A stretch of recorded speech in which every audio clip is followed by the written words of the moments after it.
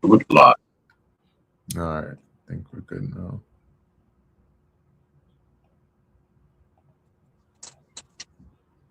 All right, cool. All right, Shalom. Shalom. Foremost, we want to give all praises, honor, and glory to Yahweh, Bahasham, Yahushai, Bahasham, Recha Kodesh. Double honors to the elders and the apostles of Great Millstone, and peace and blessings to the elect. And we in here once again. We're not out here once again. We in here once again. It's a indoor, stream, live church. We had some pretty heavy snow, last night into this morning. All right, so through the spirit, just decided to just do an indoor stream. But as you can see in the title, 2026 Project Genesix, which is a deliberate play on words there, 6G and implantable technologies. And this is basically the theme, right? This is the theme as we're seeing the things that are taking place that we know, brothers should know about the whole Project Genesis and all of these things. And I saw a video, the elder brother Karatiza from Vegas was doing a video on it, and he played a short clip in the beginning of this. I forgot, I don't know who who it was, but they were okay. It says a technology roundtable, but they were basically speaking to Trump, telling him like these are the plans, these are the things they're trying to do, and you can hear all the things that they're mentioning in there, and he himself says out of his mouth, which I'll play it soon, and then brothers can see and hear it for themselves. But this is basically the direction they're going in, right? And then the White House, I think it was like a memo that they released concerning 6G technology and how that was going to be needed for basically the new level that they're trying to go with, like AI and robotics and so on and so forth. So we might touch on that a little bit. But yeah, you got it, bro. Yeah, Khan. I got a quick precept here. This is the book of Habakkuk, chapter 2. And start off at verse 2. It says, "And the Lord Yahweh answered me and said, write the vision and make it plain upon tables, that he may run that readeth it." Right. So like we always go into, all right, the vision, right, being set for an appointed time, as is written in the next verse. This vision that we're talking about is the vision that the Lord gave the Apostle John on the Isle of Patmos in regards to this beast system, all right, and its implementation of the MOTB, right, which is otherwise known as the mark of the beast. Now, there was a video I was watching yesterday from Call for an Uprising, and he was going into how they basically, come 2026, they're going to be basically demonizing certain terms and phrases. And they said that they said if you were to connect, if anyone on the internet is saying that digital IDs is the mark of the beast, that's going to be, it's on the scale of like radical to lenient. It's on the most extreme level. And so if you're saying that the digital ID is the mark of the beast, literally it says it, mark of the beast, you're going to be put on the watch list, basically, right? So it's all basically like in lockstep as we're entering into this time, right? So everything that they're doing is in preparation to unveil this actual prophecy, okay, to fulfill this prophecy. So we've been saying it, but we're that much closer. When you start seeing the federal government start implementing technology and start telling you that this is what we're planning to do with it, just understand that it's just going to be implemented within months. Okay, it's not going to take another 5-6 years. No, this is something that they're doing, and they're doing fast. Okay, because Trump just came in, and 1 year later, because remember we said this months ago, we said wait till after 1 year. Once the 1 year Trump anniversary, honeymoon is over, you're going to see a different direction in which the government is going to be going in, right? The affairs of this government is going to be actually going in. Okay, and that's all biblical prophecy. Okay, so it says here, verse 3, it says, "For the vision is yet for an appointed time, but at the end it shall speak and not lie. Though it tarry, wait for it, because it will surely come, it will not tarry." So we are in the times of seeing this prophecy come to pass, right? Like I said, we're not going to be for another 5 to 10 years to see this. No, we're seeing it happening right now. We're seeing the building blocks right now. Okay, 2025 was pretty much like like a groundwork being set for 2026 and beyond. All right. And as you see the title, Project Genesix, all right, Project Genesix, what is it? 6G and implantable technologies. Okay, so we are in those days that they actually going to start pushing the technology upon people. You're going to start seeing your banks start incorporating these things and changing their policies overnight. Okay, you're going to start seeing federal buildings changing their policies. Okay, all in the name of safety and security and so on and so forth. All right, and people are going to be forced to comply with this new change of direction. Okay, we were talking about silver. All right, the other day was even last night or even this morning, we were talking about how silver prices are going all the way sky out the roof, man. Right? Last time I checked, was it like over 20 hours ago, which was yesterday, silver was up, what is it, up to $78 or something like that? Okay. So that's OD, man. From like when we first got it, like 5 years ago, it was like $22 to $25. Now it's at 70 something. Okay. And they say in the Chinese market, silver is already up $80 per ounce. Okay. So that's a clear sign of economic meltdown. All right. An economic collapse. Okay. They saying, I forget what country it was, but they saying that the people over there, they in all the jewelry stores buying up all the gold and silver they can get, because gold is up 4,000, almost 4,005 right now, if not that. Okay, so we're seeing all the pieces being moved. A few months ago, you had Warren Buffett selling all his assets, liquidating and shit. All right, so we were watching this like, yo, what's going on? You know, so all the signs and indications are there. And remember, the MOTB prophecy has to do with buying and selling. So when you start seeing the money start moving funny, understand the money moving funny. Yeah, I like that. When you start seeing that happening, understand you got to put the pieces together. All right, you got to put the pieces together. So we are in those days, man. We are in those days, and we can't wait to see what the Lord has in store. All right, come 2026, man. All right, but your brothers got it. You got something, Nashira? Yeah, Shalom, Yabashim and Shabbat. I do have a precept. You know, I bring this out a lot, but we're gonna bring it out again, you know, because the scriptures is like that. It's repetitive. And we, you know, this message might seem repetitive, but we have to keep drilling the same points. This is the book of Matthew 16:1. The Pharisees also with the Sadducees came and tempting, desired him that he would shew them a sign from heaven. He answered and said unto them, when it is evening, ye say it will be fair weather, for the sky is red. And in the morning it will be foul weather today, for the sky is red and lowering. O ye hypocrites, ye can discern the face of the sky, but can ye not discern the signs of the times? So as the brother was going into money moving all different types of directions, that's out of the normal. All right, the price of silver and gold going up. These are all red blaring signs that something major is about to pop off in this year 2026. And you see people with their inspirational quotes. Oh, you know, 2026 is going to be the best year yet. 2026 is going to be the year that it all comes together for me. You know, 2025 was my test. 26 will be my reward. You know, and it's like, it's going to be more of the same for you people. Actually, it's going to be worse. So, you know, we watch and pay attention to the signs around us, which is all prophecy. All right. And Apostle Paul said, what, rather that ye prophesy. Prophecy is the main focus of what we do. All right. And then there's many other factors that comes around prophecy, exhortation.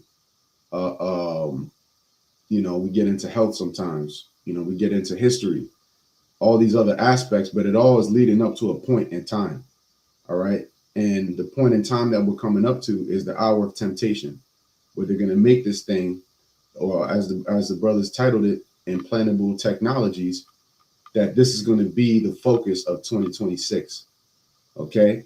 6G. Who's going to be at the front of this AI race, digital IDs. Okay. And you don't have a lot of other camps, you know, of course, aside from Great Millstone and the brothers that follow that actual true doctrine that's teaching that.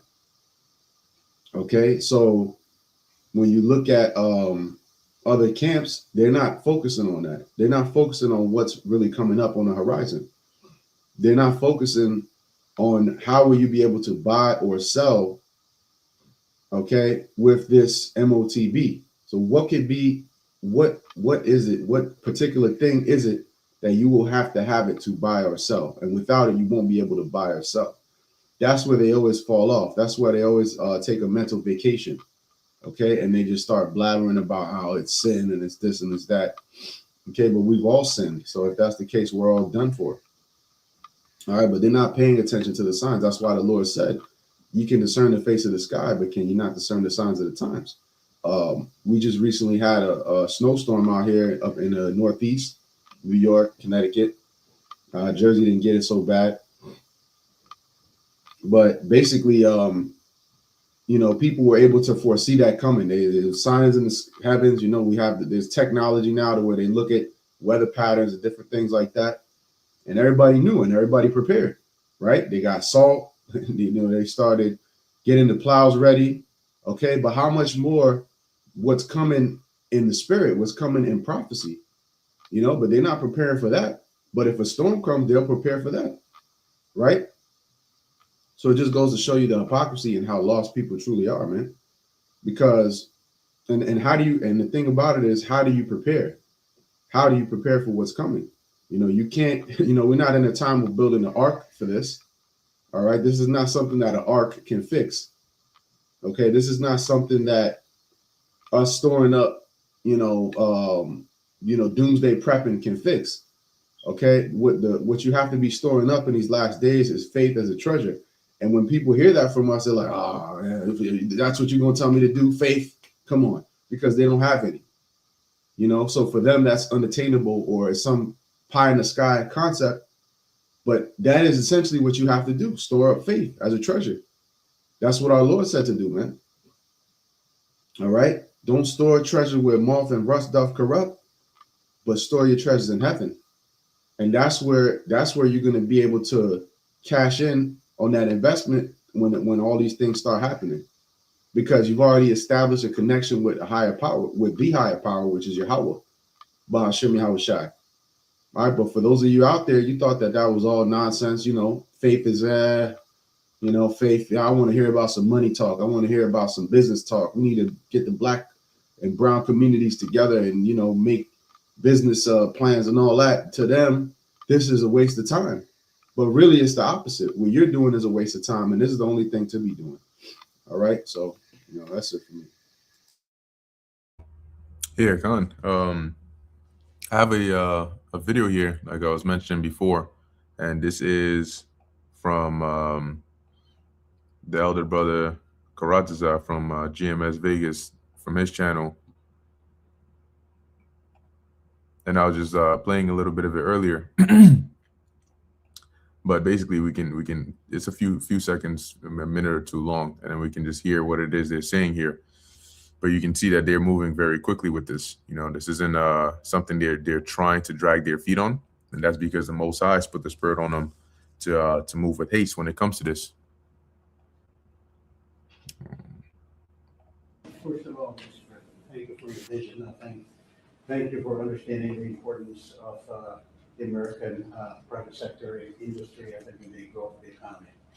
I want to just build on some of the things that were said by my colleagues. I think we have built probably one of the most advanced technologies in the world. And part of it is because I think the commitment to innovation that we have in the country, but also the fact that it has been American technology for the world. So I think we have an incredible opportunity. When I think about what Michael said about exporting AI, I had a conversation with Secretary Howard. Now that the trade deal's been made, is an opportunity to really build on those trade deals and export, I think, American technology. And also, as we think about the technology, it's an important factor to drive the reindustrialization, I think, of the country with technology. So we're incredibly excited about that. I think it's a big opportunity. I think it's the next wave of growth that we can build on those trade agreements. And I think it resonates what also Arvin said about the importance of the American technology stack. And then I'm just going to finish with 2 points. There are 2 exciting things happening in the world of technology coming right now. One is, as AI becomes the new form of computing, AI is going not only to the data center, but to everything, to cars, to PCs. And we see now the ability to run models that you can only run AI in the data center. You can run that on a microcomputer, on a computer for Enrique, on a server, it's a small server on premise. So I think we're going to see the proliferation of AI. The other one is 6G. We had made a commitment working with your administration, working with FCC. We're going to accelerate 6G. We're working to have a launch first in the world in that LA Olympics. And I think that's another opportunity for America to lead in the next wireless evolution. So thank you. Thank you for the opportunity. Thank you for the partnership. And we're going to be hard at work, I think, driving that agenda. So we're into 6G now. I just 5G. I was a leader on 5G, getting that done, and now they're up to 6. Let's do it again. What does that do? Give you a little bit deeper view into somebody's skin, a little bit deeper view into somebody's skin, a little bit deeper view into somebody's skin. See how far we got it? I like the cameras the old days. So they just had a nice feature. Now they cover every little. Let's see, Michael, you're in good shape. You know? But I tell you, it's so the 6 is coming, huh? Does it ever end? And what happens? You'll be into 7, right? Before 6 gets old, you'll be into 7. Anybody have anything else to say? Anybody? Yeah, so basically you have that, right? And you know, we all heard it when he said it, right? Concerning the deeper view into somebody's skin. Now think about it, right? Of all the possible things that that would come to mind here in 6G technology, that's what he mentions, right? And so it goes to show you the direction, at least, that they're headed with this. And we know that they're going to end up at this very specific point because that's how the Most High set it up. Okay, there's no yeah, exactly, right. Subdermal surveillance. There's no other way in which this route is gonna go, because the Lord has put it in their minds to where the direction, the road they want to take is going to be directly on this path. And now with this whole groundwork that they're laying, as they have their Project Genesix and this presidential memorandum. Okay, I was watching the brother Yashalam did a video on it, and he basically linked it in his in the description, so you can see it over there. But pretty much when you look at it, let me go ahead and remove this. Yeah, when you look at it, it lets you know the kinds of things that this 6G is supposed to pave the way for, all right, for them to be able to do. And they called it winning the 6G race. So if you notice, it's not just, the new technology they're bringing out, but it's it's spearheading it, is being at the top, is being the leader, the one that's pushing it. Okay, and that's the role that they're trying to assume, but that's all part of prophecy. Okay, remember that America is the whore that sits upon the beast. Okay, so I just want to highlight a few parts in here, but dealing with this this presidential memorandum, right? It says here, by the authority vested in me as president by the Constitution and the laws of the United States of America, I hereby direct Section 1, the purpose, the next generation of mobile communications networks, 6G, will be foundational to the national security, foreign policy, and economic prosperity of the United States. And the thing about this is that they use this along with the fact that this is a race to make it move much faster, right? So they're like, look, whatever we got to do, however much money we got to throw at this in order for it to move as fast as possible, we have to do that, because China is also trying to develop something like this, right? Russia is also trying to develop something like this. Our adversaries are trying to get their hands on this. And if we're going to be the leading country in this space, then we got to actually invest and focus a lot more on it. And that means we might need to just, table some other things for now. So they use that narrative as a reason to also spearhead, these advancements into this technology. So as it says here, the next generation of mobile communications networks will be foundational to the national security, foreign policy, and economic prosperity in the United States. So now you you start to see also why it is that gold and silver is skyrocketing so much, right? Because there's something going on. And the way they get a lot of people, or let me say the way a lot of people fall prey, is that they think that these things happen overnight. And so when you go back 4 or 5 years ago and you see the signs, you wait a year or two, nothing happens. People think, okay, whatever, they forget about it. Okay. And then boom, next thing you know, before you know it, it's 3 years later, and the same snowball that started 4 years ago is now turned into an avalanche. All right. So it says this technology will play a pivotal role in the development and adoption of emerging technologies like artificial intelligence, robotics, and implantable technologies.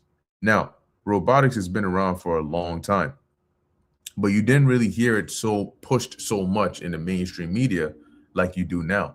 And the reason is because they're mentioning this alongside AI as a combination, what they call embodied AI, okay, which is basically giving a body to the intelligence to create that that unified being, all right, or your sim. And maybe that's what they're going to call superior intelligence. Anyway, it mentions here and implantable technologies, right?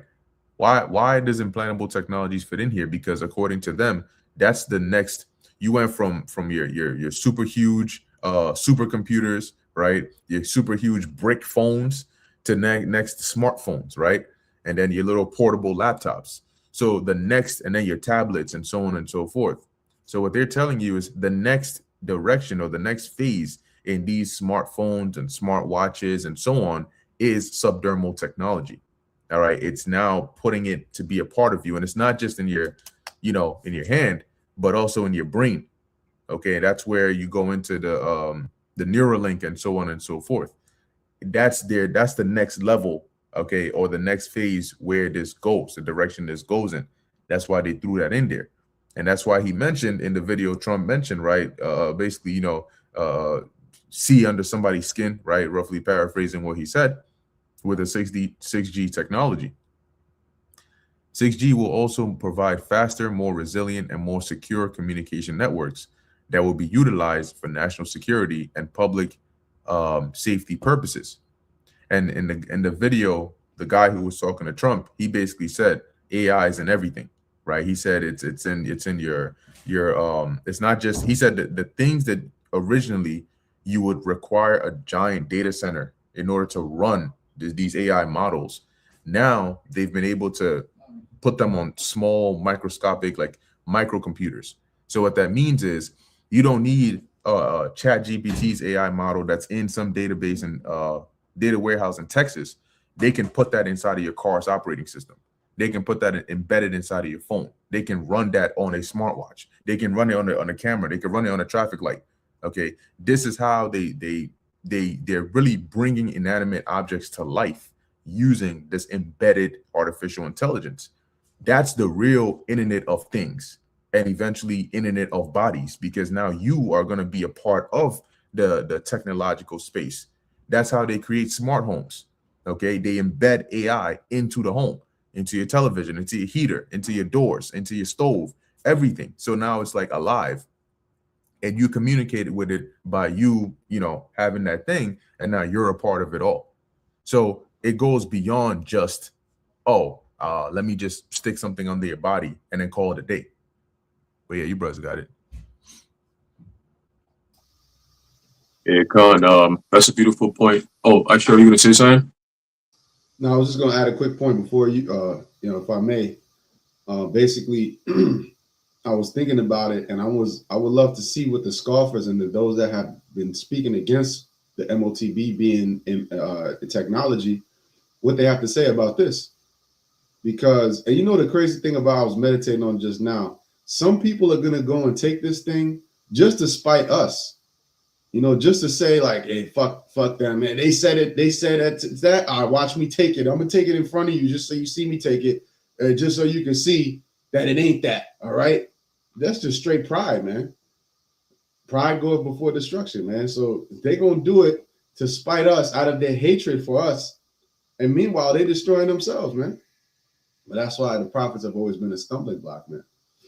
And the way that we come, they might get offended by one thing we said, and then their whole life becomes a get back campaign at us, you know, or I'm gonna prove them guys wrong. I'm gonna prove them wrong so bad. I'm gonna go get 3 of these implants in me just to show them who's boss. You know, they'll be celebrating and jumping up and down. Look, I got it. God didn't strike me down. You know, but just wait. It's coming. But you got it. Yeah, Khan. Yeah, because you got dumbass people in Israel too. So, you know, it's very plausible to actually see niggas do that because they did it with the jump shot. Right? You got dudes who are teaching in Israel now who like, I took 2 or 3 of them bad boys, like, you know, chilling and like saying it so proud. Like, that's dumb as hell. But ultimately, as it says here, Galatians chapter 6, verse 7, it says, "Be not deceived, the Most High is not mocked. For whatsoever a man soweth, that shall he also reap." So those who are in the know, all right, I'll just say the hopeful elect, okay, that the Lord has opened up our minds and our eyes to see the things that's going on. All right, we expect these kind of things to happen. We expect Esau Edom. This is what we're looking forward to. We're looking forward to Esau Edom finally putting the clamps on the world, all right, and requiring and mandating it and saying every man, woman, and child must come and take this thing. Because ultimately, if they're shifting everything into this whole AI universe, getting the CHIP is not really anything but the fact that they want AI to identify who the people are.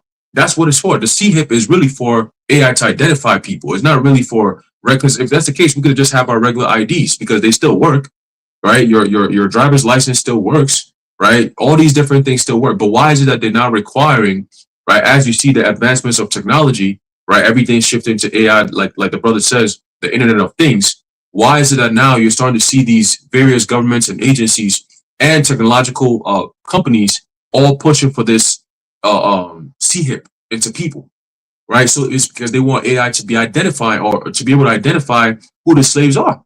Okay, you're not gonna have Klaus Schwab, you know, going through a registry and seeing, okay, checklist, okay, this person showed up. Nah, the AI is gonna be taking care of everything. So if AI can't identify who you are, then that means that you're not in the world, you're not in the system. That means that you're a threat to the system. You something is wrong. Okay, so that's how they're gonna pitch it. Now, I brought out something called Project Esther. Was it last week? Okay, and it was basically like the infrastructure that they're coming out with. All right, to basically demonize anybody who's speaking against the given narrative. Right, as you can see, Trump is moving very fast with these technocrats. All right, because you have what is called techno oligarchy. All right, so in other words, every corner you turn, it's a technocrat that's running shit. If you go to the medical field, technocrats run it. If you go into the financial field, technocrats run it. When you go into education, politics, whatever you call it, or whatever you want to look at, it's all going to be ran by technocrats. Now, what makes an oligarchy is the fact that, or I should say a techno oligarchy is what I said. It was what I said, is that if you were to say, oh, I have a problem with this company here that does, you know, maybe cars, right? I have an issue with the car companies and so on and so forth. Well, guess what? If you have an issue with them, you're gonna have an issue with the medical niggas because they all work together. And so if one nigga drops you, all of them gonna drop you because why? You're looked at and deemed as a problem, right? Oh, you're not in compliance. You don't have the digital ID. Okay, so that's your problem. We're gonna drop you. We can't give you no more coverage, right? Your health insurance is gonna drop you because they see you as a liability. Right, you question things. You know, you're looked at as high risk. That's another term they're going to be using. Right? Oh, your car insurance company can't insure you no more because you're looked at as high risk. So if you're using Geico and something happens and you're like, nah, I'm not trying to do all this. The moment Geico drops you, State Farm, you're not going to be able to go get insurance from State Farm because State Farm and Geico work together. Okay, that's a techno oligarchy. They all work together. So if one company is not fucking with you, all of them not going to be fucking with you. You're not going to have another way, oh, I'm going to just go to Bank of America because Chase Bank got this policy I don't like. Nigga, they all got the same policy, just different names. So there is no escaping this shit. All right? So it's going to come down to you having faith in the Lord to carry you through because the way in which things are going, they're clamping down. They're clamping down on all aspects, bro. Every avenue. They got, Trump said that, I think it's starting next year, all people coming to America on a visa, they're going to check your social media account for the past 5 years of things you've been saying. 5 years is pretty much the window of post-CV. All right, 2019, 2020, when the CV thing hit, They call it misinformation, disinformation, conspiracy theory. A lot of people were tuning in. People were putting comments, people doing research, people questioning things. All those people, remember I was telling you, was doing videos on this saying something known as TTID, tag, trace, identify. All that information that they've gathered, now they're about to start using it. Okay? All the algorithmic videos and pictures and memes, all that stuff, if you're sharing memes, anything at all, they have you categorized as either high risk. As a matter of fact, I think I have it here. They got high risk, they got medium risk, and they got low risk. They got very high risk. All right. Now, this one thing here I want to bring out right here. This is something known as the ESTA/Visa program that they got going on. Give me 1 second. Let me just pull this up here. Right. This is it says here. The U.S. Customs and Border Protection has implemented policies that can disqualify travelers from the visa waiver program based on certain travel history and other factors. Okay. Remember what Trump said, that he's going to implement the visa exit entry system.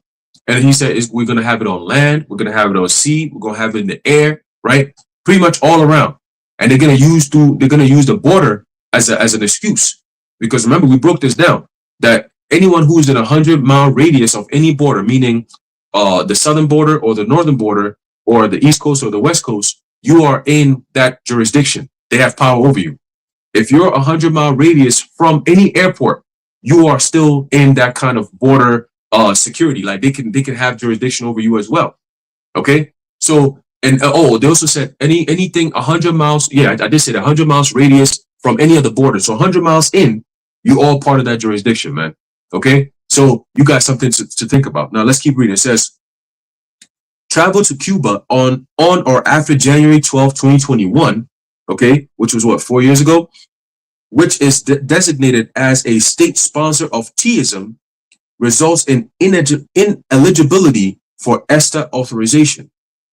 Individuals with approved ESTA authorizations who have traveled to Cuba after this date may have their ESTA revoked and will need to apply for a visa to travel to the United States. Okay, let's read some more. It says, additionally, the U.S. government is proposing to expand the ESTA application process to include mandatory disclosure of social media accounts used in the past 5 years, along with past phone numbers and email addresses. So they do the full sweep. Everything that you've said, everything that you've ever engaged in on social media is being monitored. Remember, we told you, tag, trace, and identify. We don't have no problem with this because our job is to literally tell the truth. Okay? So however they want to categorize that, that's their problem. But we just coming down with the hammer and that's it. But for those who are not doing what we're doing and you're just tuning in, whether you're scoffing or you're listening or you're not really in this truth, you're just out here just, sniffing around to see what's going on, they already know who you are, bro.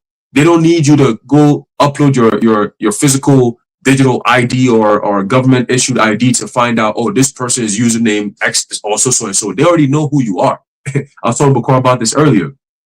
You think Google is there for nothing? Nah, Google creates a platform for these governments to be able to spy on people. Okay? So the NSA, the FBI, CIA, they know everything about you, bro. They know what time you wake up, right? They know what time your children is brushing their teeth.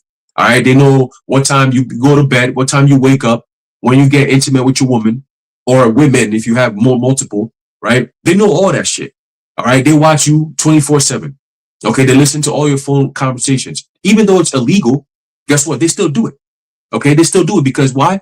The platforms that they're using is the one that has the control anyway. They don't need to go through no governmental, none of that. They just fuck it. Hey, I have the platform. You want to use my platform by default. I have control. That's it. Okay.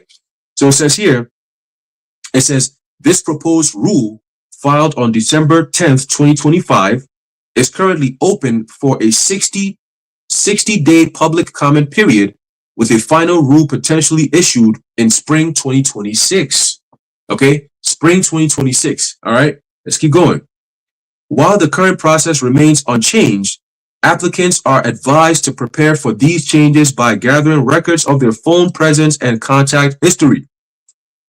The U.S. government may scrutinize applicants' online content, particularly posts on politically sensitive topics, and failure to disclose social media accounts could lead to adverse outcomes, including questioning at the border or denial of entry. Okay. And then there's a whole lot more. Okay. They go into your travel history and so on, your criminal convictions, espionage, terrorism, treason, serious crimes like murder, all that shit. They're going to have all that stuff written on there for you. Now, let's check this out. What are some of the things that could potentially put you on a high risk, right? Let's check this. It says, what types of digital content, digital ID content, what kind of typical risk level and most likely outcomes from the ESTA/visa program, right? It says, sharing memes or articles on Great Reset surveillance without strong endorsement, that's medium risk, right? That one right there, that could get you off the list. Okay, you can't come to America. It says mild posts. You're worried about digital ID privacy erosion, and you're on a low level, but we're still watching you though. You're still on the list, but you're on a low level. It says debunking or neutral, right? Digital ID pros and cons discussion. That's very low. No issue seen or informed opinion. That's fine. No problem. You can discuss those things as long as you ain't doing nothing about it. It says tying to violence/extremism. An example, reset, or resisting digital ID tyranny by any means. That's a very high risk. Somebody who does that, things like that, you're on a high level right there. So immediate refusal, you can't even come here. Okay. Now check this out. This is the key. It says extreme conspiracy. For example, digital ID is the mark of the beast for global control. Let's fight it. That's you're on a high, super high. You see, it's that people like that is where we focus the most. It's a we're gonna be delaying. All right, we delay and then we deny because of this person has hostile attitudes to U.S. You got hostile attitudes to U.S. policy, which is all tied into executive orders and security focus, right? So because of your mindset, you have become a security threat. You see what I'm saying? So there is no need for you to be here at all. We're not going to give you no permission to come to America. Now, if you're already in America and you're an American citizen and you're engaging in this type of dialogue, we got something completely different for you. You see, that's where the guillotines come in. That's where the internment camps come in. All right, they're setting up internment camps right now as we speak. The military is doing that right now as we speak. All right, forget about Walmart going to turn into no. They take it to a whole nother level because now it was like 20 years ago when we were talking about the Walmart shit. They didn't have the AI technology right now that they do. So a lot of the plans that they had, it's been sped up and it's been changed. It's been reimagined. That's the word, reimagined. So now you're thinking, the guillotines. They're gonna have some nigga there that you could just give him the sad puppy eyes, and he's gonna be like, you know what? I'm gonna just let you slide through the bag, I'm not gonna chop your head off. No. They got digital guillotines right now as we speak. Okay, and that's old news. Digital guillotines where you go in there and it's automatic. They scan your face. You don't got the thing. Put your head in that thing. You out of there. That's it. Okay. So they investing billions of dollars in ammo. All right, in control armaments for military. Okay, being able to disarm people. Okay, drone technology, killer robots. They got all that shit on deck.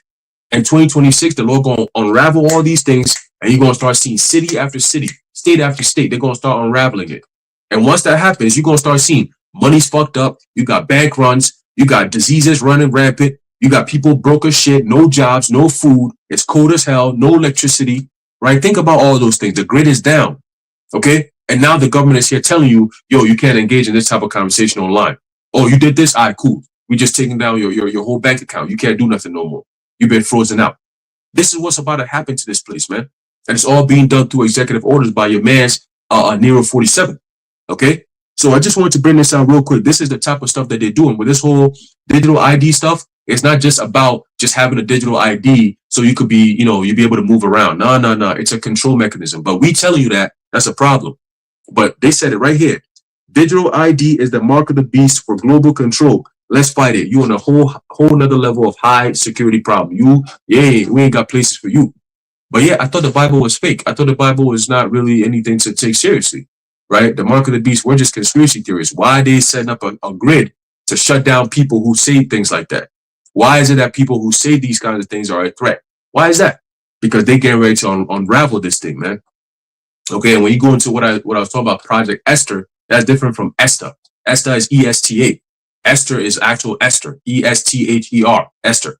Okay, and when you go into Project Esther, That's basically their infrastructure to shut everyone down from basically engaging in conversations that they don't want to be had. Simple, point blank, period, bro. And it all goes back to what? The Bible and prophecy. Okay? But y'all brothers got it. Yeah, Khan. And ultimately, at the end of the day, you know, it isn't until these things start coming to pass that you're gonna have people scrambling. You know, at that point, and I can't remember how many times, you know, brothers have mentioned this, especially Apostle Hart. He always says that, you know, like when this thing comes out, you know, you're gonna have a lot of people that are scrambling, you know, running around like headless chickens because they're looking for, you know, what do we do? What do we do? What do we do? What do we do? And a lot of people have that because this is something else that they try to get people with is FOMO, fear of missing out.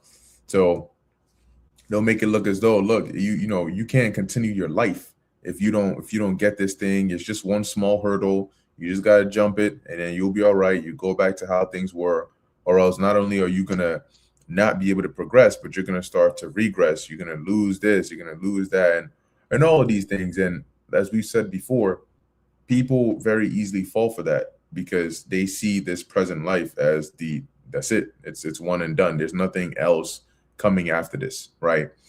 And so if they don't make it here, they don't do it right, then that's it. You know, what are they going to do for the rest of the next 20, 30 years? That's how they think about it.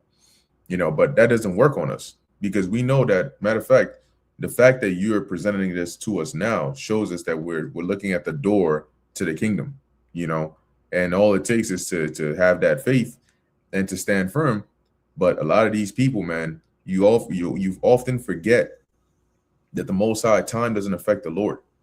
So you think that you can say whatever you want to say, right? There was that dude years ago. He went and put a potato chip, you know, on his hand, you know, mocking, right? Oh, look, he got to see him, and he ate it, you know.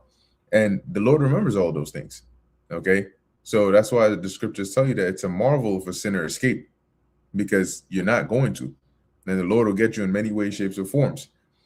This is Ezekiel chapter 7, verse 24. It says, wherefore I will bring the worst of the heathen, and they shall possess their houses. And now, who is the worst of the heathen? Esau, Edom. They are quite literally the worst of the heathen. They shall possess their houses. And also, like, when you look at what they're going to do in this time, they're going to be doing that. They're going to be forcefully relocating people, right? They're going to be, and in some cases, they're going to do that because they want to clear out. What did they say about the people in DC that they got to get them out of there and they got to bulldoze their houses and everything on down? Because to them, what's more valuable is the real estate of the land that they can then use for something more purposeful than you, because you are just a ninja that just eats food and commits crimes in the society, right? They would rather have you in a labor camp as opposed to having an AI data center, right, or something like that in that area. That's more valuable to them. So as it says here, I will also make the pomp of the strong to cease, and that goes into their pride and arrogancy. And how is the Lord going to do that, right? And their holy places shall be defiled. How is the Lord going to do that? When he brings his judgment. Okay, all that arrogancy and that pride, it's going to cease very quickly because reality is going to set in. We say that oftentimes about women, right? How they talk so proudly and yada, yada, yada, until they're put in a bad or dangerous or scary situation. Then they do a complete 180. You know, now they're crying, now they're innocent and all this, that, and the third. Guess what? The same thing applies to men. You know, you talk arrogantly, right? You get on camera and talk all this smack. When reality sets in, all that is going to change. How many times do you see these young quote unquote gangbangers, right? And they get on camera talking smack and shit and so on and so forth, and then their quote unquote ops catch them lacking. You've had people who were forced to strip naked at a gas station and do some stupid, ridiculous dance because their ops found them there. And now look at them. And that same person just like a week ago was talking all this shit like they can never be touched on, I don't know, Facebook Live or something. But you look at the two, if you play both videos and you look at them, it's hard to recognize that this is the same person. But you know what changed? The person didn't change, the circumstances did. And now you see that, oh, damn, this is what happened to the tough guy energy. It disappeared. And the same thing is going to happen. Those that have been mocking, the Lord is going to bring that arrogancy, that pride, that pomp. He's going to bring it all down quick. He's going to make quick work of that. And you know what's going to happen is a lot of these people that set up, they use the truth as a launch pad for money making. Well, soon when the everything goes digital and you got to have the CHIP in order to use, buy, and sell, what are you going to do then? Are you going to convert your congregation to the digital world, the digital ministry, digital prophets? You want to give them the digital word and then start dealing in that sense? You're going to have some people that might. They're going to might tell you, look, don't worry about it. That's not the CHIP. You know what I mean? Go ahead and take it. I'm going to take it too. And then we can continue our dealings. You're going to have churches doing that, converting their congregation onto the CHIP so they can pay their tithes. Is that? Oh yeah, you got it, bro. Yeah. I was just going to add to your point that they're going to actually, those are going to be the stations where people are getting it at church, just like it was with the jab. And you see a bunch of useful idiots that they were able to manipulate. All right, the pastors in their congregation. But what does the scripture say? The deceived and the deceiver are his. So even the one who's doing the deceiving, he may think, well, I'm gonna cover my ass and I'm gonna get in with these elites and I'm gonna do their bidding. You're deceived too, because you're supposed to be a man of the Lord, claiming to be, picking up the Bible, but you leading the sheep off of a cliff. But you're gonna go off that cliff too. You think you're gonna just guide them? That's why Isaiah 28, when the overflowing scourge shall come, all right, that they believe that they're gonna be scot-free, and that's not the case. All right, you're gonna have a worse judgment because you over here guiding them off the cliff. All right, they're gonna get judged too because they're stupid and they followed you, but you're also gonna be judged, man. All right. Yeah, God. So this is verse 25, Ezekiel 7:25. Destruction cometh, and they shall seek peace, and there shall be none. And there's gonna be that, that reality that sets in where everything they thought they knew completely, flips 180 on its head. And we can see that now, but a lot of people can't. And when they get to that point where it's like it's all fun and games when when you read that, or people don't really read it, but when you look at those long ass contracts before you download an app or you create an account on a certain website and you just click through it, accept terms and services, and just so you can use the app. It's all fun and games until something happens where now you're in court and they're pulling out an excerpt from that long ass document you didn't read. Now this app that you were so excited to breeze past the documentation to use is now become a curse, because you're like, shit, I didn't even realize I was giving them this much power just so I can go and test it and see what it's like. And that's the same thing. Oh yeah, AI is pretty cool. It can do this, that, and the third, but you know what? Let's make it better. Let's make it just be able to take it out of data centers and put in anything. Put it inside of the actual motherboard, the actual processor of the computers, right? Put it inside the actual processors of phones and watches and your light bulbs and shit, and even your walls. Imagine that.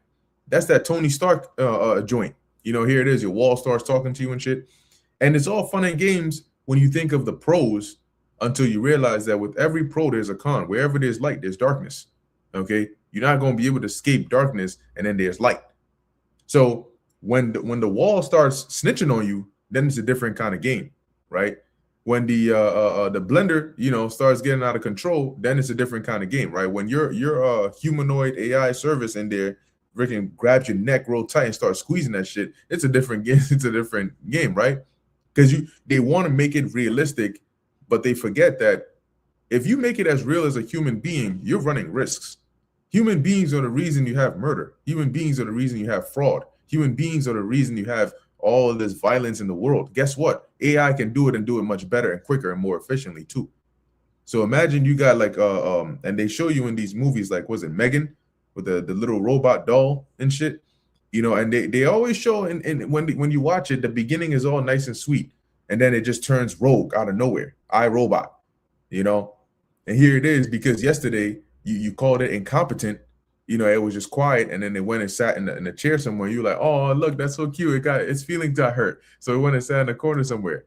And now this morning it's just quiet, until the nigga grab your neck, like I said, because them hands are cold, and they're strong, they're mechanical. And then the nigga threatens you a bit, and then after that, he lets you go. And when your family comes in, everything is back to being all sweet. See, when people start living in that realistic nightmare, they're gonna start thinking twice about it. But you know what the problem is? They're not gonna be able to escape it. Because the second, how many times have you seen that? The second you're trying to escape the shit, it pops up behind you. What are you doing? You know, what did you think you were gonna go on your computer and research something and I wouldn't know? Nigga, I'm plugged into your whole joint. You know, I'm the reason you got internet in the house. You know, I'm the reason your stove is working. And I know how to use a knife. You know, so these they can get real malicious like that. But people don't think about that. All right. So as it says in Ezekiel 7:25, destruction cometh, and they shall seek peace, and there shall be none. See, they're gonna seek peace. People are gonna see these same people. It seems impossible at first till it happens. It's these same people. Go, you know what? You want to see an example? Go and read the scriptures. Go and read the scriptures before the Lord brings a nation against Israel, and look at the shit they're doing. They literally open their mouth. I always quote this because it's so profoundly wicked that it's amazing, right? They open their mouth and said, "Look, don't waste your breath. We know the wickedness we're doing, and we're not gonna stop." You know, that's what they said. And the same people, when the judgment came upon them, were crying and running and screaming and crying on to the Lord. So it's the same thing in this time. All right. Verse 26, it says, mischief shall come upon mischief, and rumor shall be upon rumor.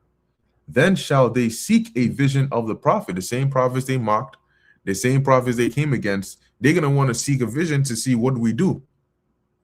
But the law shall perish from the priest, and counsel from the ancients. And that's that direction, because the law tells you what you should do and what you shouldn't do, and counsel tells you what you should do and what you shouldn't do in certain situations. So when they go to the places seeking answers, they're not going to get answers, you know. And when they don't get those answers, they're going to start losing their minds, because you know what people fear? One of the most feared things is not knowing. That's one of the reasons why people fear death, because they don't know what happens after death, at least in their minds. Okay, they fear things that they don't know. If they don't know how it works, then they're afraid of it. How is it that you see somebody that has a pet lion, and to you scared as shit, but to them they're fine? Why? Because you don't know what that lion will do to you if you in the room with it just one-on-one. Dude gonna tell you he don't bite, but the dude's teeth is, you know, sharp as shit, smiling at you every 2 seconds. You know, they're lifting that shit, looking at you. So the owner is calm because he knows his animal. You're not, because you don't know that animal. You know. Last verse, verse 27. The king shall mourn, and the prince shall be clothed with desolation. That's a metaphor that, you know, it's like easily overlooked, but really think about what that means. You're clothed with desolation. Everybody got clothes on, right? These women, they like those body cons, you know, there's real extra tight clothing. But when you're clothed with desolation, it's all around you.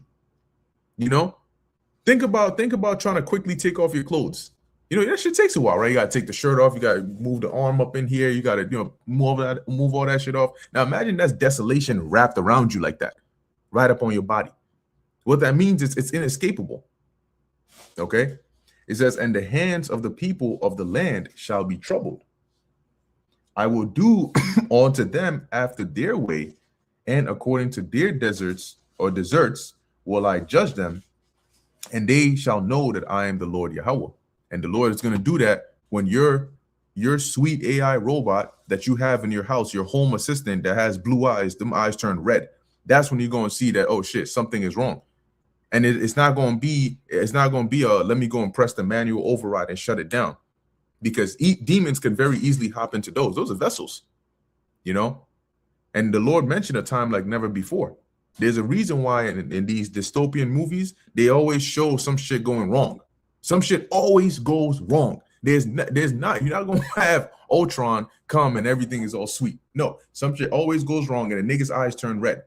They show you that when in the movie with Will Smith, okay? They show you that with Age of Ultron. Anytime mankind tries to invent some futuristic technology above their comprehension, something always goes wrong. Except this time, you don't got the Avengers. You don't got Will Smith. All right, you don't got none of that. And the director of this movie, he didn't write it so that you're going to prevail against this. No. He wrote it so this is going to prevail against you. Yeah, you brothers got it. Hey, Con. I was going to say Go ahead, Ayash. Now I was gonna say the Avengers may come for your ass. You know, if you read in the book of Micah, it talks about, you know, how those who the Lord imbues with spiritual power, they're gonna be in the midst. You know, so you think everything is bad. Now try having someone who could teleport, call down lightning, chasing your ass. You know, where you think you're gonna go? Yeah, yeah. You find Thor, you think he's gonna save you. You know, nah, bro, nah. But it's very interesting how you talked about the desolation being wrapped around you, and it made me think of what do you call it? I was watching, what do you call this documentary that zoologists make? The channel, was it?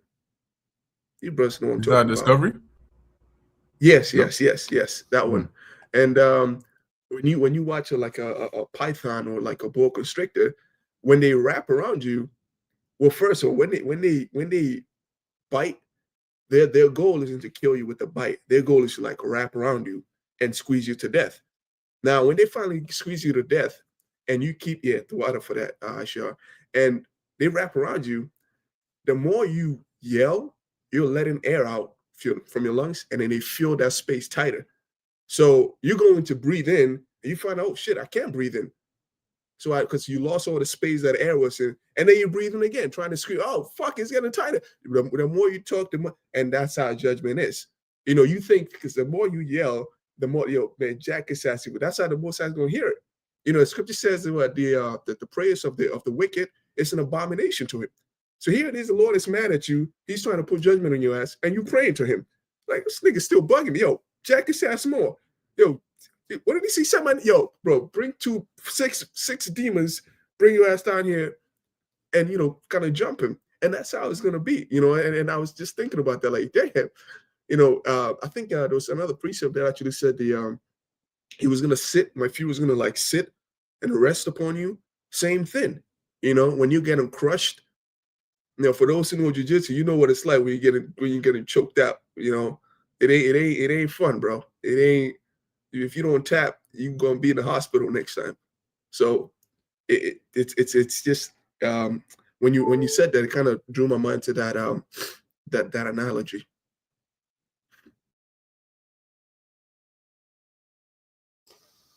I got the precept for you, Ayash. This is Book of Ezekiel, chapter 5 and 13, and it reads, "Thus shall my anger be accomplished, and I will cause my fury to rest upon them, and I will be comforted, and they shall know that I, the Lord, have spoken it in my zeal, when I have accomplished my fury in them." Yeah, accomplish my fury in them. And you know that the fury of the Lord has been building up for centuries. Well, isn't it? It's been building up for a very, very long time. And that specific day that he talked about, that this day I'm not gonna allow any the slightest whiff of wickedness to continue on to grow and breathe and be. I'm gonna make sure I get every single one of it, every single one. And he's gonna search out, like it says in the searching out Jerusalem with a candle. He's gonna search out the hearts of men, and he finds the slightest whiff of that. And yeah, we're all like we've all sinned and fallen short of the grace of God, but it's through Yahweh Shai that we get these things, right?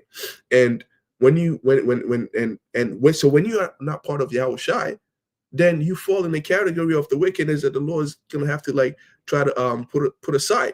And one of the main ways in which, like we talked about, as Juan mentioned it last night, one of the main ways that the Lord is gonna mark you, I guess, mark you for judgment is by putting an evil spirit on you to get down with these with this MOTB, get down with this demon system. And then the Most High is just gonna watch you. You're gonna get involved in all of it. You may at first be reluctant to take it, but you're gonna take it.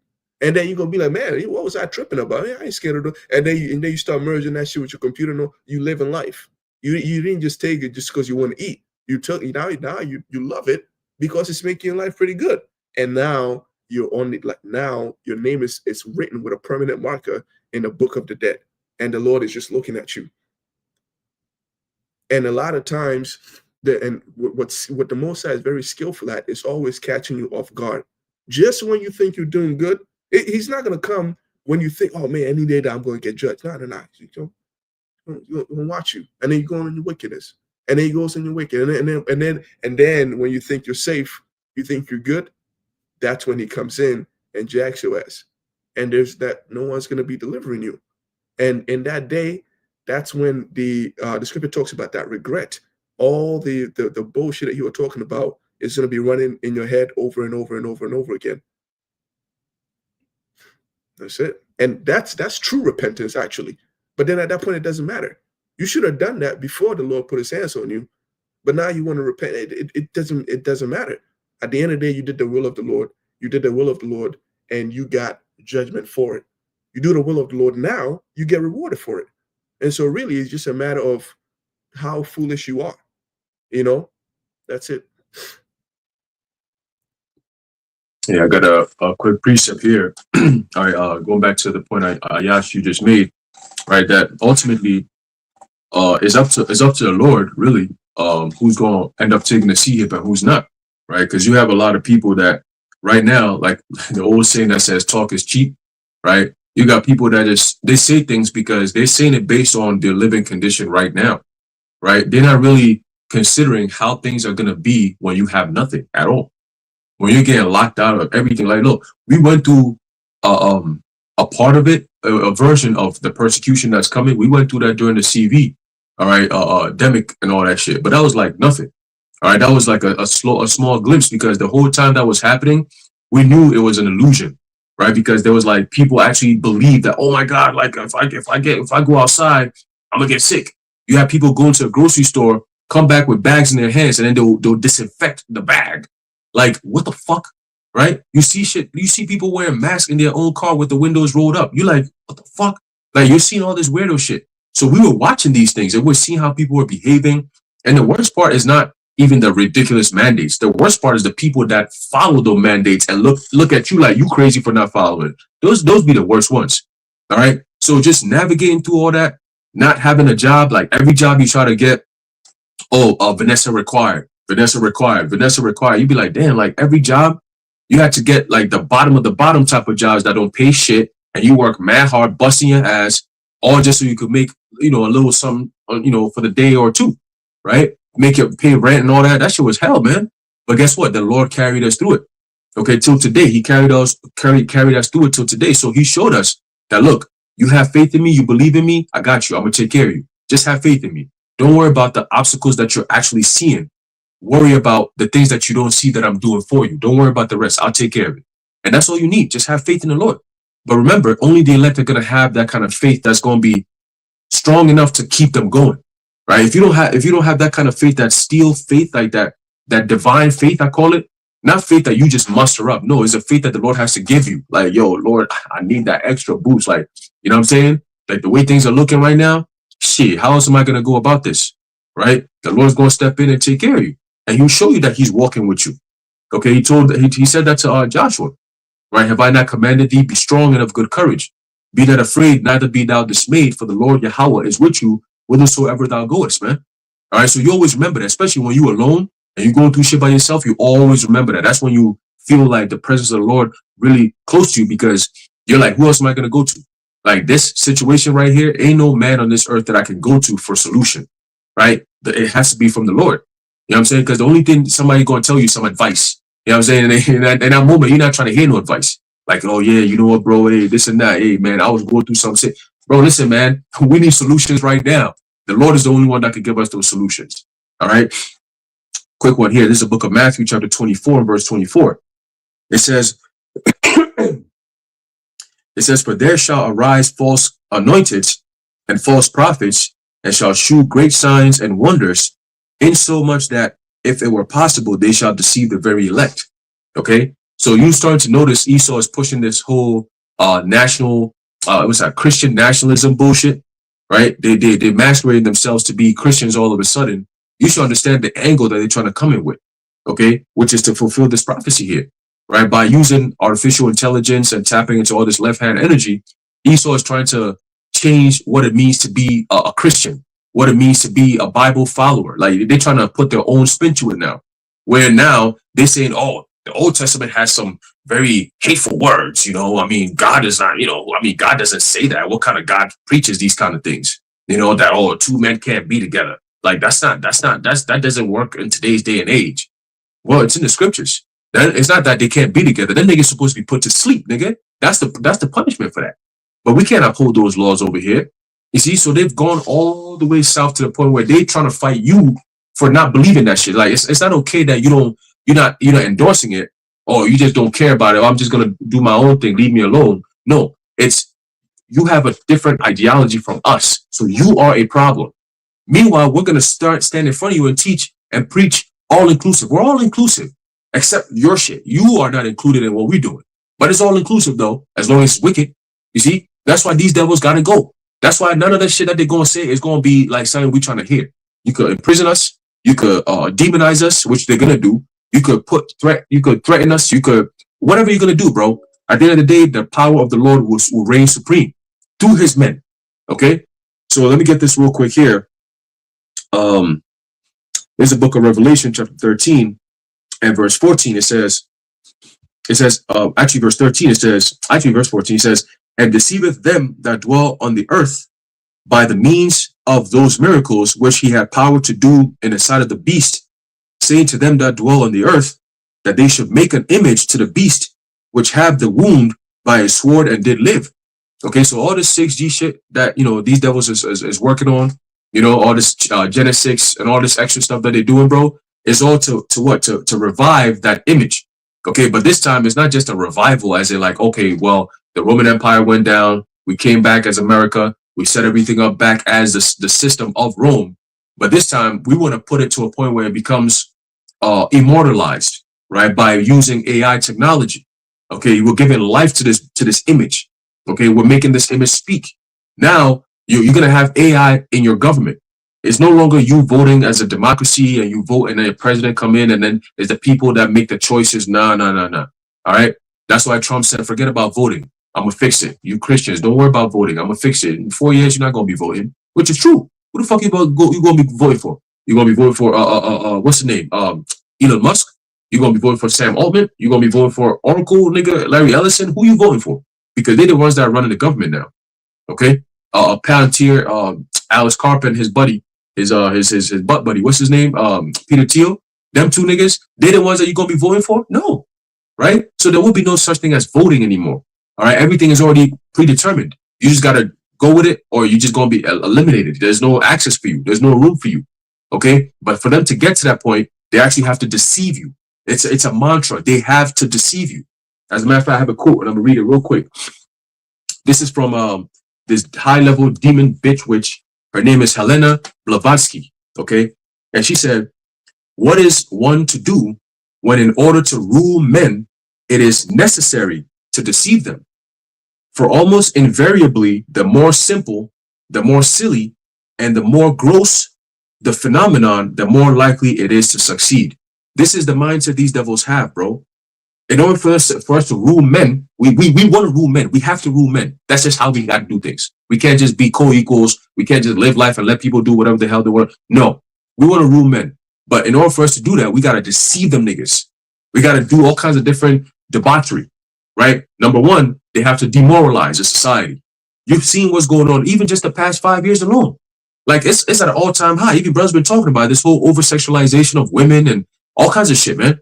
And it's not just women. They're tackling the children. During the Biden, them Biden days, man, you just take your kids out of school, bro, because they teaching them all kinds of whole ass homo shit, man. Okay? Things that children are not supposed to be exposed to. You go to different cultures, when your parents are watching a movie and there's even a kissing scene, you got to turn away. You're not even looking at that. Yeah, you act like you didn't even see that shit. You know what I'm saying? The scene pop up, you start playing with your toys and stuff. Like you act like ain't no TV playing and shit. Like, because your parents is watching it, you ain't trying to watch the same shit they watching. You know? If you got one of them storm down parents, you're gonna knock the back of your head. If you're still watching it, you hit the back of you like, what you watching? So turn your head. You know what I'm saying? That's the type of shit we grew up with, man. You see what I'm saying? How much more sex? You got people who be mad young, high school kids, like even sometimes younger than that, middle school, touching each other, playing around, reading books, going into, oh, this guy touched me and I touched him back. And I'm like, what the fuck? This is what they teaching these children, bro? So they're demoralizing children from a very young age, polluting their minds. A few years ago, you had this nigga, I don't know if he's still alive or if he's dead. This Nas X, that homo ass nigga, right? And he came out with that crazy ass video dancing on a pole, going down to the devil's dick, and then guess what? They put it for children, right? Children is watching this shit, playing the song. I forget the name of the song, but this nigga was out here doing this type of shit, man. And then the very next day or the next week, he goes into like a school with mad kids there. I'm like, what are we doing? Where the parents at, bro? Like, this is where parents are supposed to be like, yo, man, I'm whooping everybody's ass in this motherfucker, bro. Like, you know what I'm saying? The fathers come in there, take your belts out and start whooping ass, man. And take your kids out of there. Whatever they're going to do, let them do. All right? But they don't have jurisdiction over your children like that. They're ruling over your children's spirits, putting demons on them. And then your kids come home and then got all kinds of demons that you got to exercise off of them, man. Giving you more extra work. You focus on the truth. Now you got to go take demons off of your children because the schools and the principals and the teachers is all putting demons on your kids, man. All right? Getting them ready to be sacrificed to the image of Baal. That's what they're doing, man. All right? A lot of parents, you sending your children to these schools, soon you're not going to be seeing your kids no more. They're going to be in school one day, some shit going to happen. There's a lockdown. Next thing you know, them kids is being sent underground tunnel to them Jewish parishes and shit, them temples and shit. You're not going to see your kids no more. All right. Then Netanyahu just say that. He said 2026, parents expect your children to go die for wars for Israel. That's what he said. Okay. So it's talking about the little tender children to your teenage boys and girls that don't have no brains in their head, man. It's talking about all of them niggas, man. The YNs from NYC and all that, they all gonna get cooked. Okay. That's what's coming. That's the warning that we're giving you. Hey. Okay. So like I was gonna say real quick after your point, I do have a video. Short clip that goes in line with what you were saying about I mean, you've already heard it before, but when you said that we have to deceive them, and then you were going into like the things they teach in school and all these things. So I have a clip that goes with that. It's called "If I Were the Devil" by Paul Harvey, and you know, it pretty much basically shows you all that, you know. So I'll just play real quick. I didn't want to cut you off from your point, so I don't know if you finished your point. Okay. All right, let me just. You could play it. It's going to sum up everything we're saying anyway. It's very well done. God. All right, cool. So this is it. Go back a bit. If I were the devil, if I were the devil, if I were the prince of darkness, I'd want to engulf the whole world in darkness. And I'd have a third of its real estate and 4/5 of its population, but I wouldn't be happy until I had seized the ripest apple on the tree, thee. So I'd set about, however necessary, to take over the United States. I'd subvert the churches first. I'd begin with a campaign of whispers. With the wisdom of a serpent, I would whisper to you as I whispered to Eve, do as you please. To the young, I would whisper that the Bible is a myth. I would convince them that man created God instead of the other way around. I would confide that what's bad is good and what's good is square. And the old I would teach to pray after me, Our Father, which art in Washington. And then I'd get organized. I'd educate authors in how to make lurid literature exciting so that anything else would appear dull and uninteresting. I'd threaten TV with dirtier movies and vice versa. I'd peddle narcotics to whom I could. I'd sell alcohol to ladies and gentlemen of distinction. I'd tranquilize the rest with pills. If I were the devil, I'd soon have families at war with themselves, churches at war with themselves, and nations at war with themselves, until each in its turn was consumed. And with promises of higher ratings, I'd have mesmerizing media fanning the flames. If I were the devil, I would encourage schools. Real quick, before that point that he just mentioned right there about the ratings part, that's what you have today. A lot of people do things just for views and clicks, right? The more followers you have, the more views you get, the more important you are, which is really false because you have people that are plants. They're not organically popular. They're just made to seem popular because of propaganda, because of media manipulation. Okay, you know the media could make somebody likable or dislikable based on what they put out there, right? There's something called framing. Okay, they could frame something to make it seem good or bad. Okay, so the media actually has power to demonize somebody or to celebrate someone. Okay, they have the power to do that, and that's why, hey, when we were growing up, our pops used to always emphasize no TV.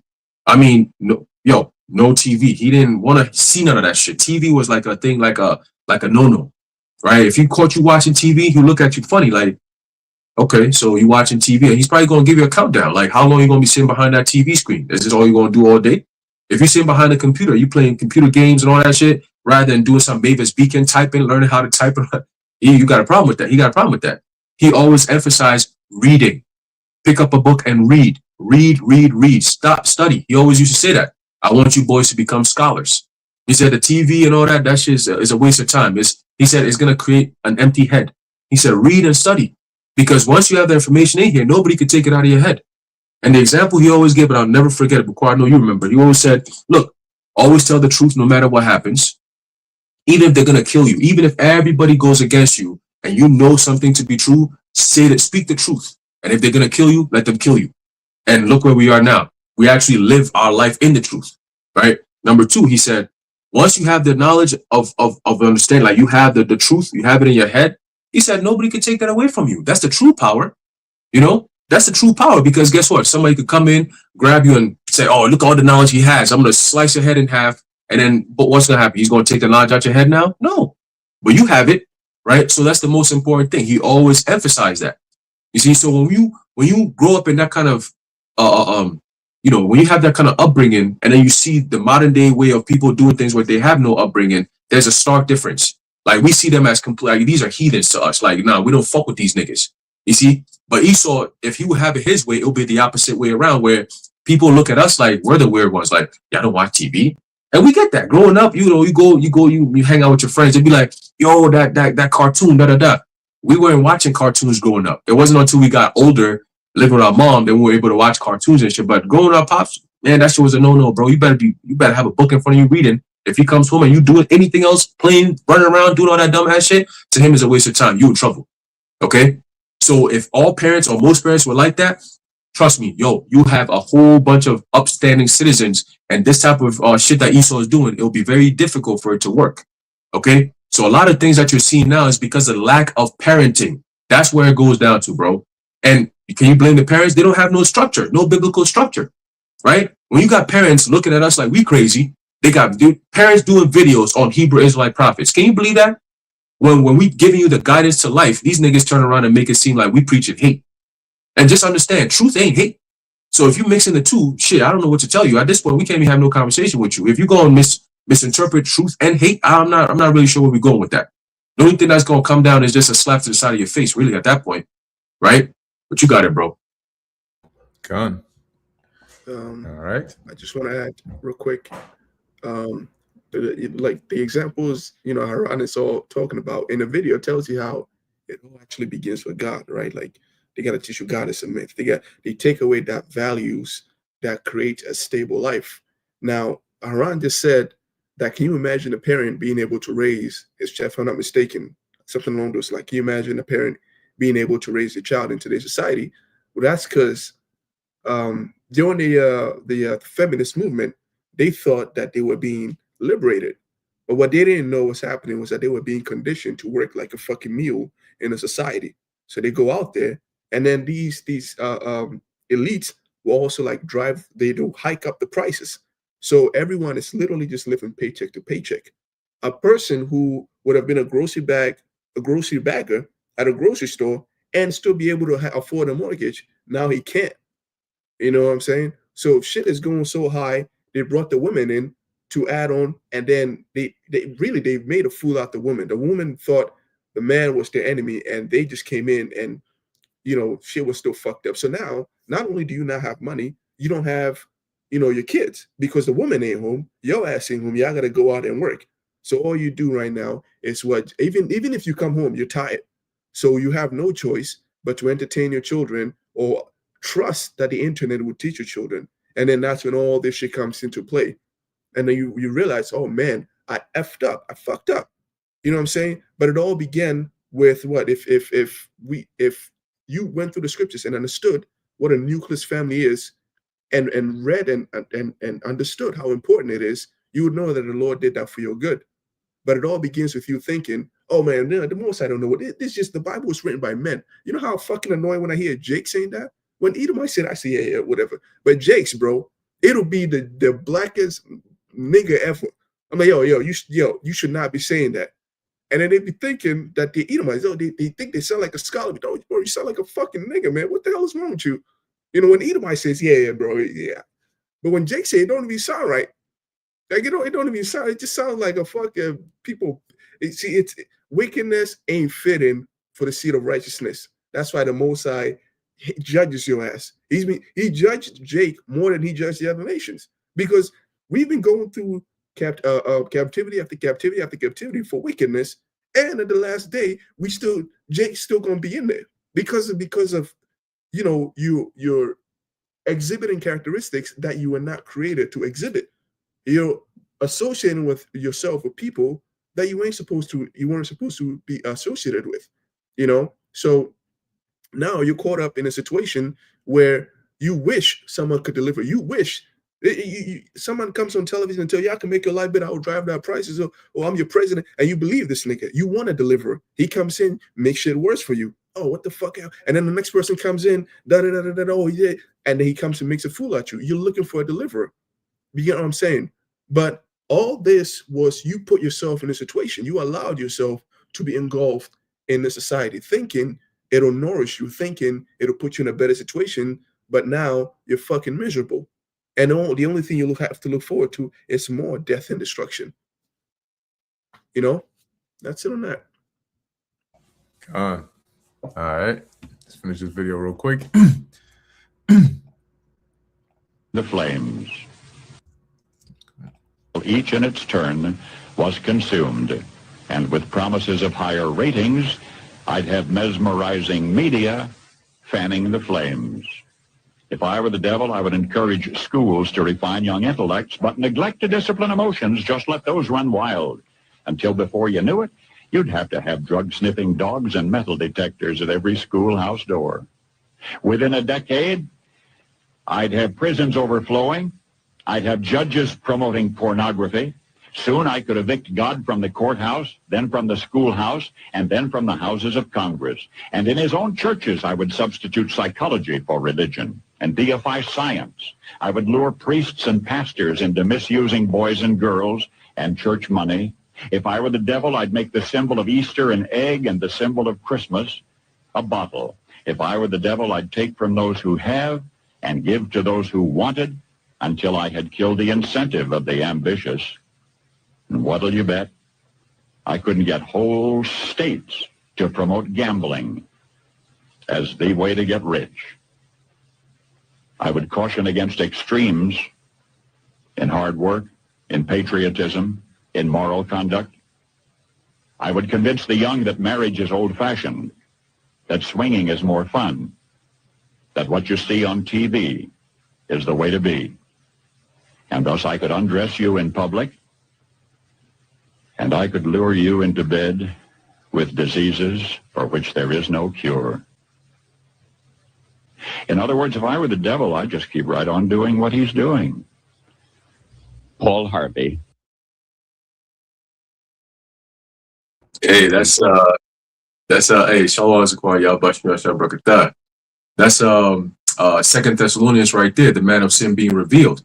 All right, so just even listen to that alone, you know, if you have the brains to see, right, or the eyes to see and the brains to comprehend what's going on, you actually speaking, you're seeing words and you're hearing voices or a voice, but the picture is clear in your mind. You can see America. You see America clear as day. That's Babylon. He just described the devil's playground. That's literally Babylon, the great America, bro.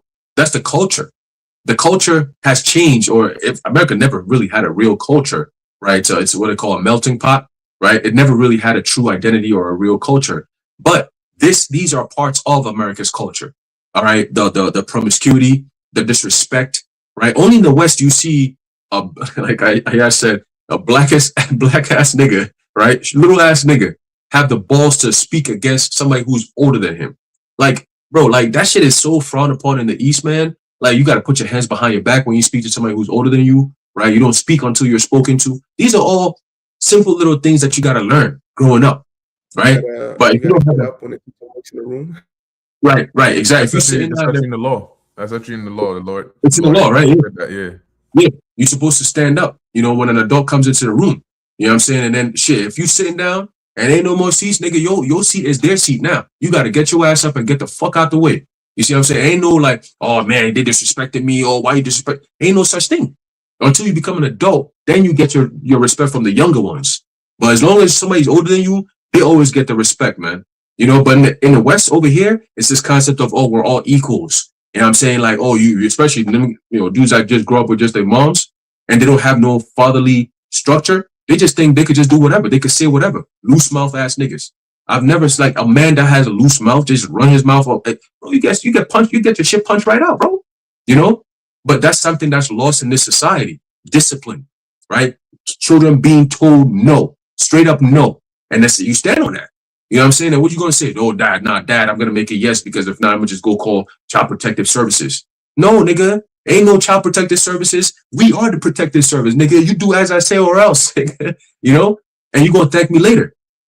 I remember there was a story, and I'm going to pass it, where our mom used to tell us when we were younger, growing up, when she used to, you know, do her disciplinary shit, and we all hated it because it was just annoying. She'd drag it out.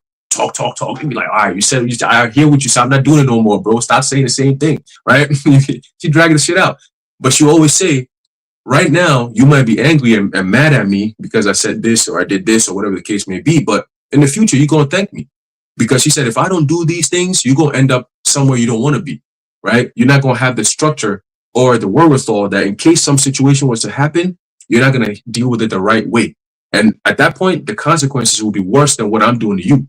She said there was a kid who the mother just basically let him do whatever the hell he wanted to do. Like, if he wanted anything, he could get it, whatever. Like, there's no boundaries, there's nothing. He was doing whatever. And the mom thought by doing that and saying yes to him and whatever he wanted, she just say, yes, okay, baby, don't worry, I'll give you an iPad. Or you want a phone, I'll give you a new phone. Oh, you want this food, I'll buy you this food. Like, all this shit. She just gave him everything he wanted.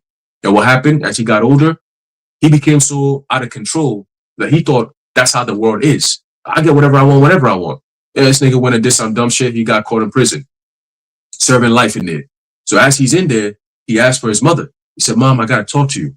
But what I'm going to say, I need you to get close to me so I can say it into your ear. So she brought her ear, crying and shit. She brought her ear to the side of the jail cell. And then this nigga bit the fuck out of her ear and just bit that shit right off. And she said, damn, why the fuck did you bite my ear off? And then he was basically telling her, like, it's because of you that I've ended up in this situation. Because you weren't a real parent. You should have told me no. You see, I bit your ear off because I felt like you should have been the one to pull my ear when I wasn't listening. You know what I'm saying? And that's the thing in a contradiction. You do some dumb shit, they'll grab your ear and then they'll yank you. So you your ear being held and you know, did I tell you not to go here and then you pull your ear all the way? That's a lost art. If they were to bring that shit back, man, listen, bro, everybody will be in order, man. You know what I'm saying? You don't gotta hit no child. Yo, listen, get on your knees and face the corner and put your hands up. And you just be there for hours by yourself.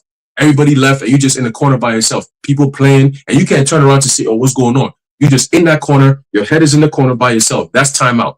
These people, American parents, they be like, timeout. They just take the iPad away. That's timeout. Nah. Go to Ghana, you're going to get a real timeout, nigga. You know what I'm saying?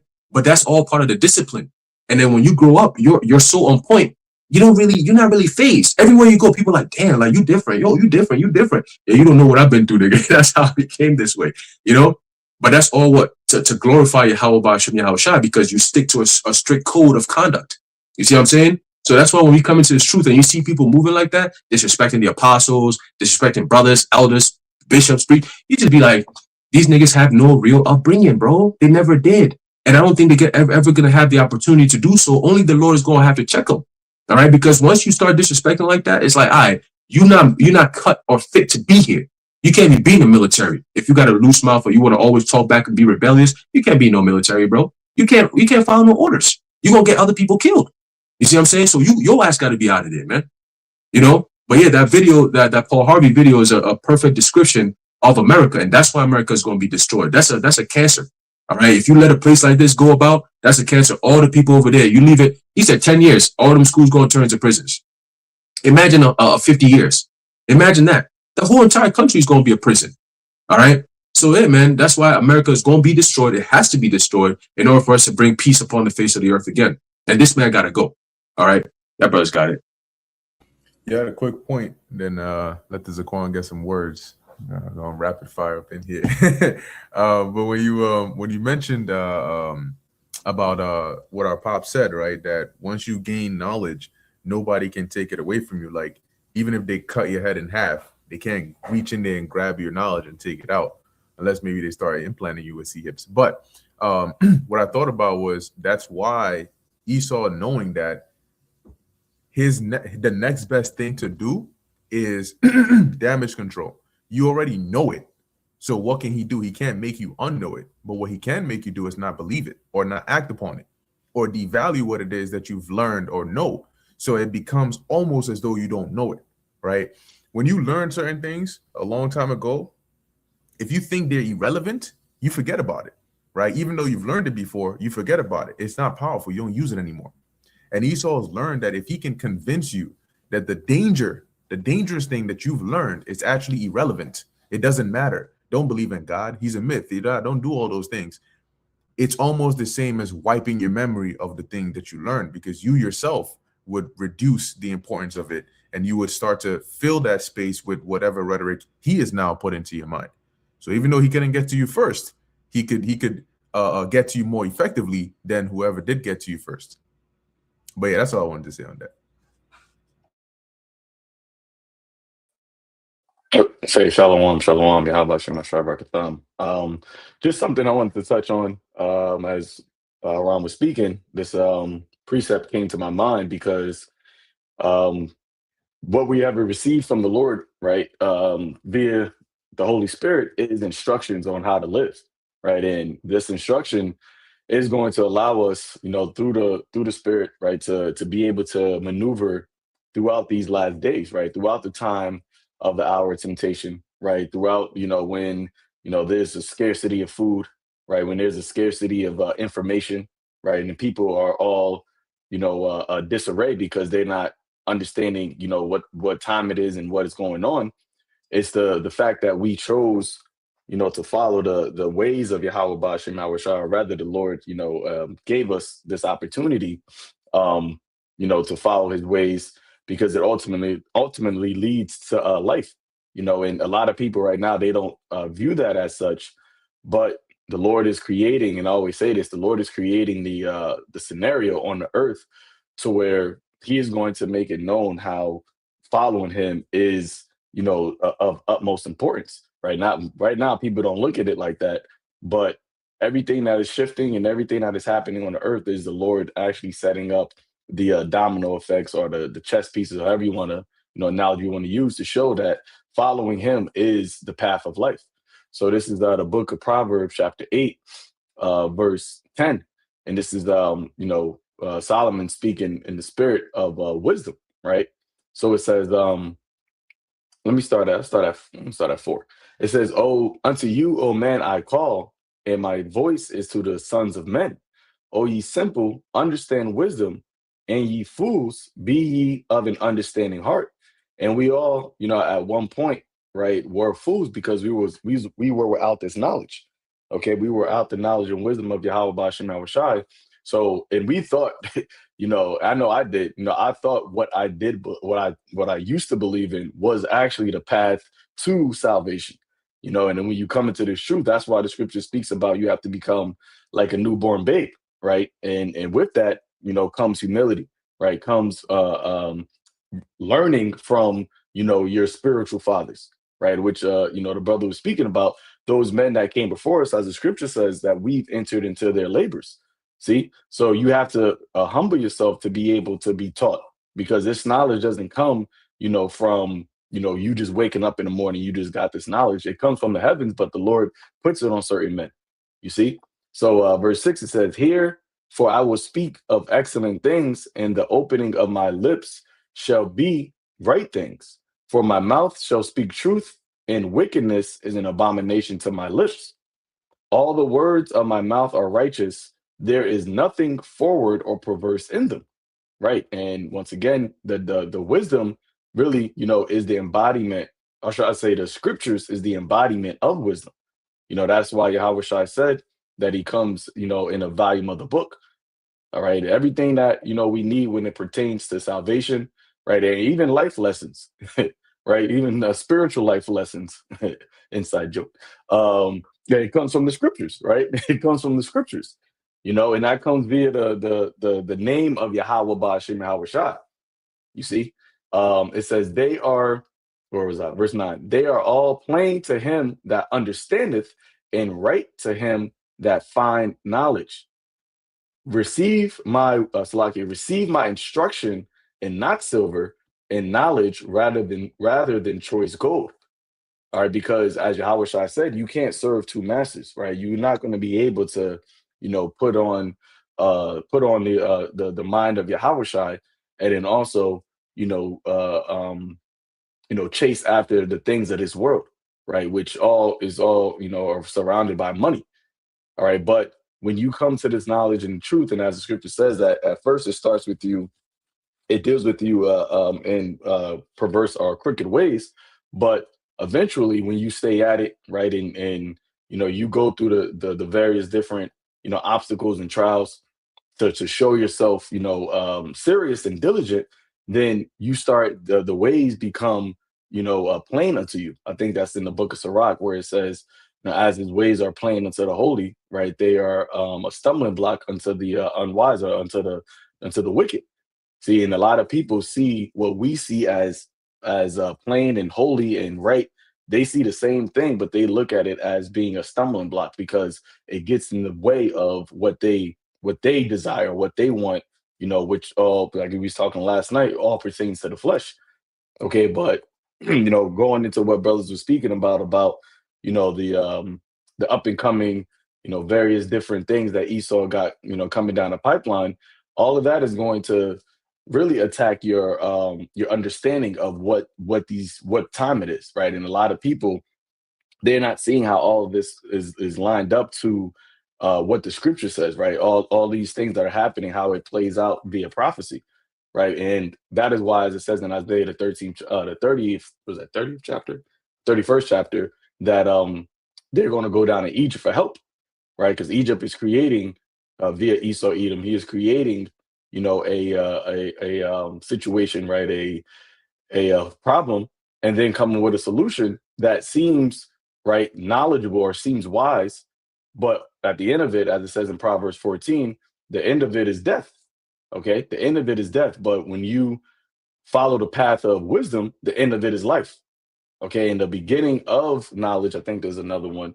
What is that? Let me find that one real quick. Yeah. Proverbs 1 verse 7, it says, "To the fear of the Lord is the beginning of knowledge, but fools despise wisdom and instruction." All right. So fools despise wisdom and instruction, which is why you don't have a lot of people that are, subscribed to the truth, because most people are foolish. And when you talk to people on a day to day, you can see just how, simple minded a lot of people are, and even in regular conversation, people don't have a higher thinking. They may have gone to, and that's how you know that these schools, right, what they call higher education, is all bullshit. Because here it is, you go and pay thousands and tens of thousands of dollars, and I've done it, right? You go and pay all this money to obtain a higher learning, and it's an indoctrination, which really doesn't really add any value to your actual life when it comes to knowledge, wisdom, right? Being able to have discernment, all of these virtues that you're going to need in these latter days. You're not getting that at any of Esau's educational, schools. Okay, and then the actual wisdom and instruction that will, give you that type of information. The Lord has it out there for free, but you despise it, right? Because it comes with a certain level of discipline.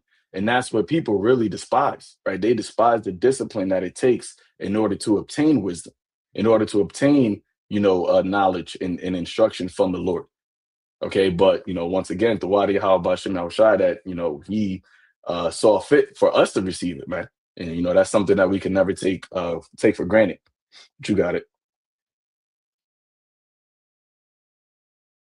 God, yeah. Like you were saying, matter of fact, I think there's a precept on that where it says he hath given it to babes, from the let's see if I can find it. You know, because ultimately, as the scriptures tell us, man, the Lord doesn't see things as man does, right? Man sees, you know, the outer things. Like a perfect example is even with Samuel. Samuel, as great of a prophet as he was, when he went to anoint David, when he saw David's older brother, his first, oh, surely it got to be him. He just looks like the kind of guy. You know what I'm saying? Like, just look at him. Oh my gosh. But the Lord was like, no, it's not him. In fact, it's the one you least expect. And if the Lord hadn't, you know, pressed Samuel about it, and if the Lord had just told Samuel, you go and come back, you would have anointed the wrong person, because David wasn't even there, right? The Lord told him, no, there's somebody still here, which is why he had to ask Jesse to then go call David, you know. So I say that because coming back to this precept here in Matthew 11, a lot of people, when they see us, we're like the Davids of the world, right? You have the scholars, you have the Edomite pastors, and so on and so on. They to the world look like the older brothers, right? They look like the ones where you would expect, oh yeah, these guys, like he's an old Edomite guy with a white beard. Of course he knows the Bible in and out. Of course he knows the correct breakdowns of it, right? And so they're willing to listen to them. But when they see us out here in the, you know, which literally what we're doing is tending to the Lord's sheep. Well, when they see that, in their minds, they're thinking, nah, these guys cannot be the ones. You know, there's no way. And I remember back when we were teaching one time, you had somebody that came up and, you know, they came up trying to ask like tricky questions, but we would always give them an answer from the scriptures. And I forgot what the answer he said was, but he basically said, like, it's crazy how when he first looked at us, he thought, yeah, what do these guys know? I'm just gonna go and trip them up. And then based on the answers he got, he basically got respect for us, because he actually started to listen. And as we told him, it's not us that you were hearing, right? The Lord says it's not you know, I that speaketh, or it's not us that are speaking, but the Spirit of the Lord that's speaking within us. So that's what you were really hearing. So this is Matthew chapter 11, verse 25. It says, at that time, Yahushua answered and said, I thank thee, O Father, Lord of heaven and earth, because thou hast hid these things from the wise and prudent, and has revealed them unto babes. And if you think about it, like, why would the Lord be thankful for that? Because when you look at the spirit, when you look at the spirit of these the quote unquote wise and prudent at the time, they would have just taken this, and like even Paul mentions, a thorn was given him. Why? So that he wouldn't become high-minded and proud through the abundance of revelations that he was given.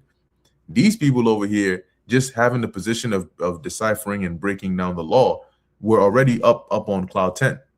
How much more if the Lord had actually given them the true deep understanding of the scriptures? You know, they would have been out of this world. But the Lord gave it to the humble, because he knew that the men that he had given the charge to, even though they may have been looked at as outcasts of society, they're the ones who would have been loyal to it, right? Who's more loyal than somebody at rock bottom that you helped turn his life around? Because he didn't have anything at that point, you know? And so even when you look at some of these like mastermind supervillains, that's who they go for. They go for people in the lowest of society, because they're like, these are the people that are going to be most loyal to me. Even though they may have some wicked plans for them, they know that if they go and they turn them around and nurture them and be that father figure and so on and so forth, they can gain a deep level of trust so strong that nobody can break that, because who was there for them when they were in need? And then you popped up. So you're the one they're going to be most loyal to. But, you know, going back to the points that brothers were making, that's why it's very crucial that the Lord, having taken us on as his sons, we have to be obedient unto him. Okay, because he hasn't taken everybody as his sons. Even the rest of the nation of Israel, not everybody has that access to Yahweh Ba'asham Yahushai. All right. And just like people who are very close friends, when they have a falling out, it's bad. It's bad. It's like when they become enemies, they become the worst of enemies. You see that all the time. All right. From like 9th grade to 11th grade, they're like, damn, people like freaking mortal enemies or something. And then the vice versa. People who may have been enemies at first, when they become friends, they become really, really, really strong friends. So if you start off as a friend of the Lord and you fall back, or you make yourself an enemy of the Lord, you're done. You know, especially if you're not of the elect, you're done. Even if you are of the elect, it is going to be a very difficult path to come back. The deceptive layer of the story of the prodigal son is you think, oh, well, life got hard in the world. I'm gonna just come back, and the second I get back, my pops is happy. He's gonna kill a goat for me, and we gonna eat and call it a day.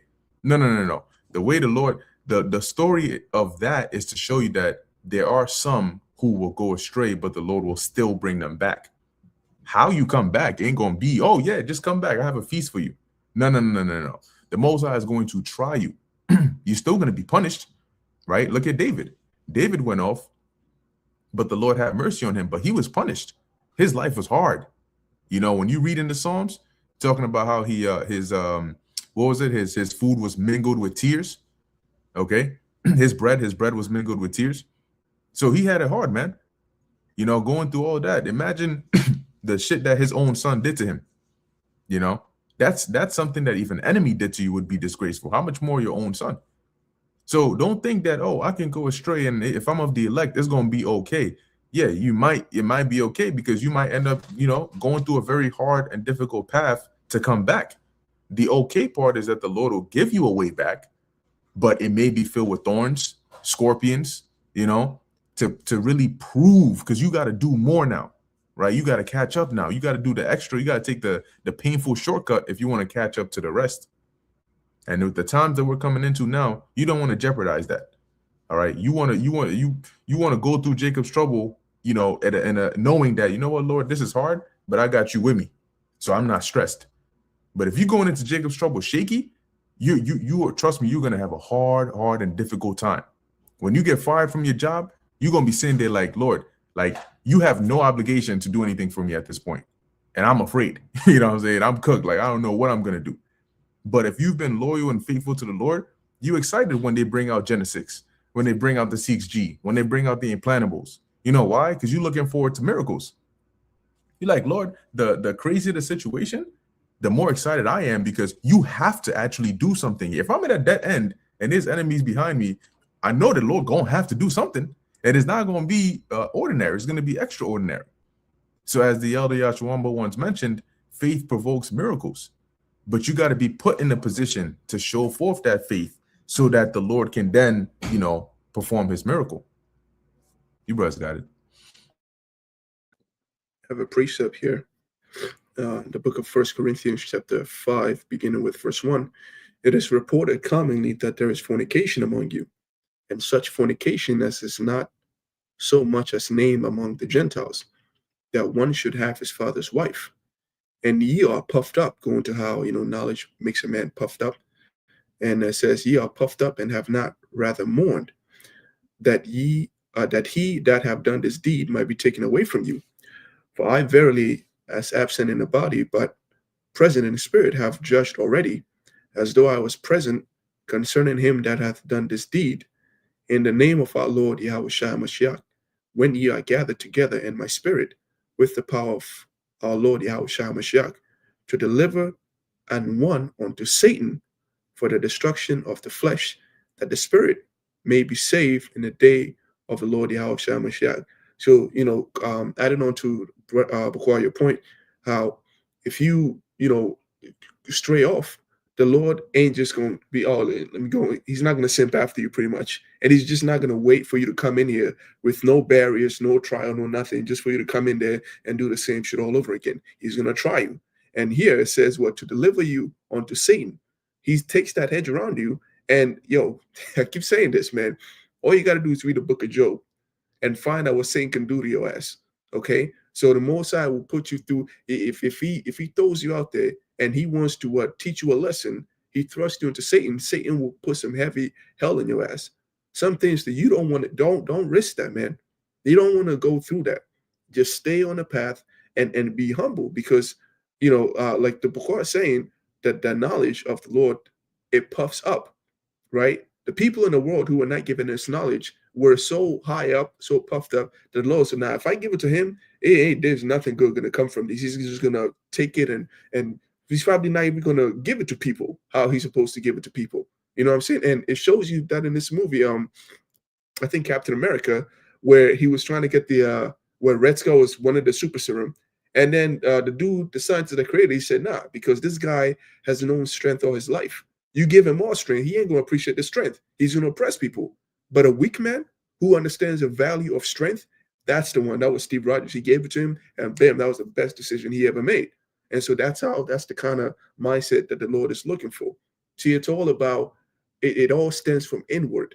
We gotta purge out all this thing that can fester out and then eventually cause us to do some things that that are gonna have us so far back that we may have to jump through some hoops and hurdles just to get back into the same position, or even if less than what we had, maybe less glory than what we had in the very beginning.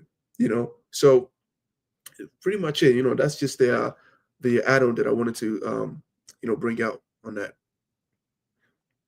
Yeah, I got just another quick precept here. Proverbs, going back into the instructions and the wisdom that the Lord gave us. Proverbs chapter 19, verse 20. It says, "Hear counsel and receive instruction, that thou mayest be wise in thy latter end."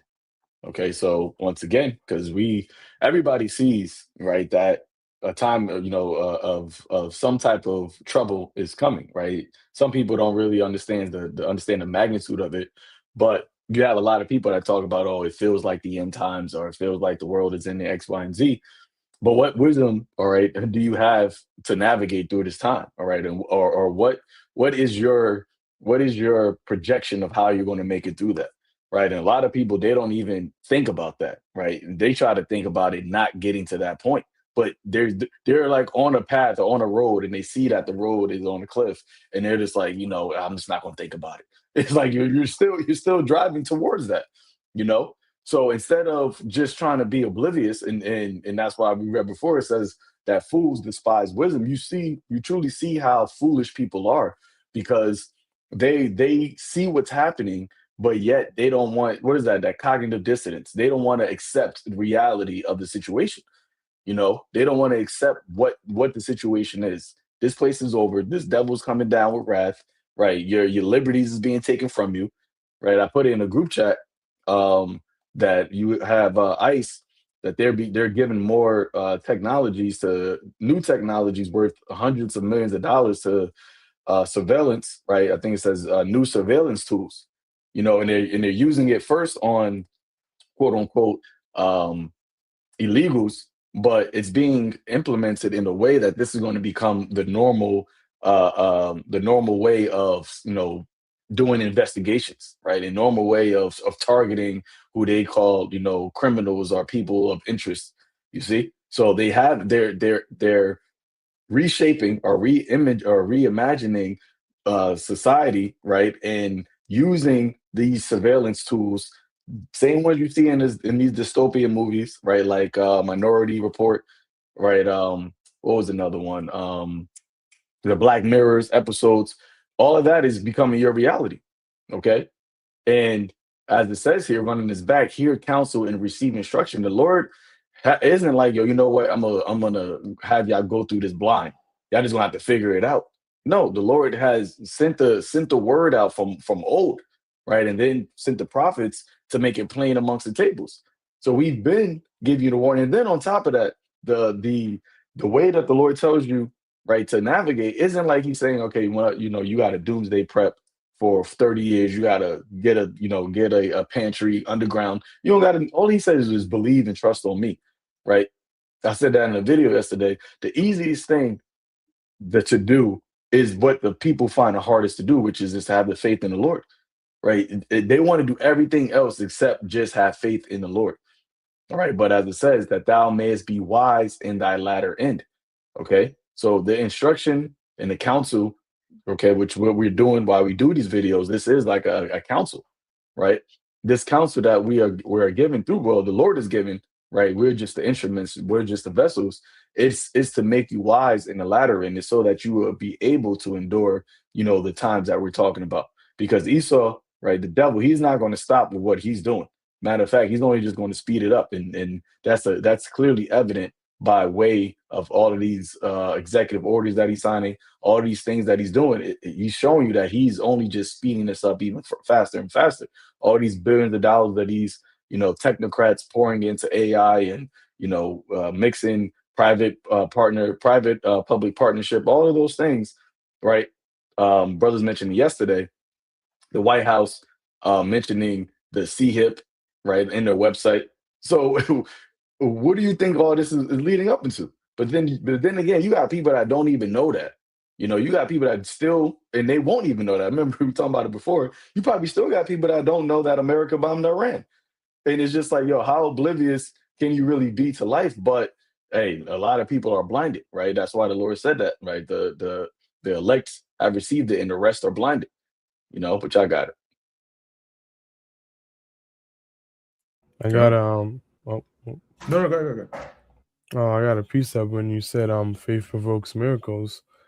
This is the book of Mark, chapter 9:23, and it reads, Yahweh Shai said unto him, If thou canst believe, all things are possible to him that believeth. So if you really believe in the Lord and have faith, he will save you in times of trouble, then literally anything is possible.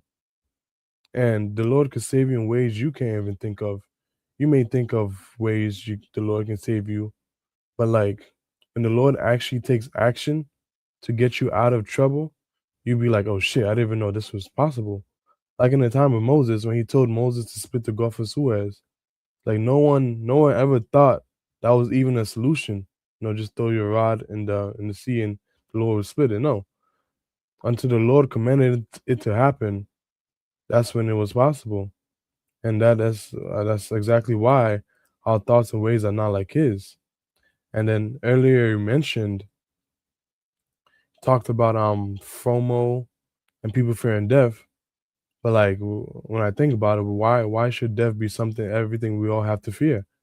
Do we only live because we don't want to die? The answer is no, because our Lord and Savior defeated death. And in 1 John 4:18, perfect love casteth out fear, roughly paraphrasing. So if we really love and believe in the Lord, why should we even fear death?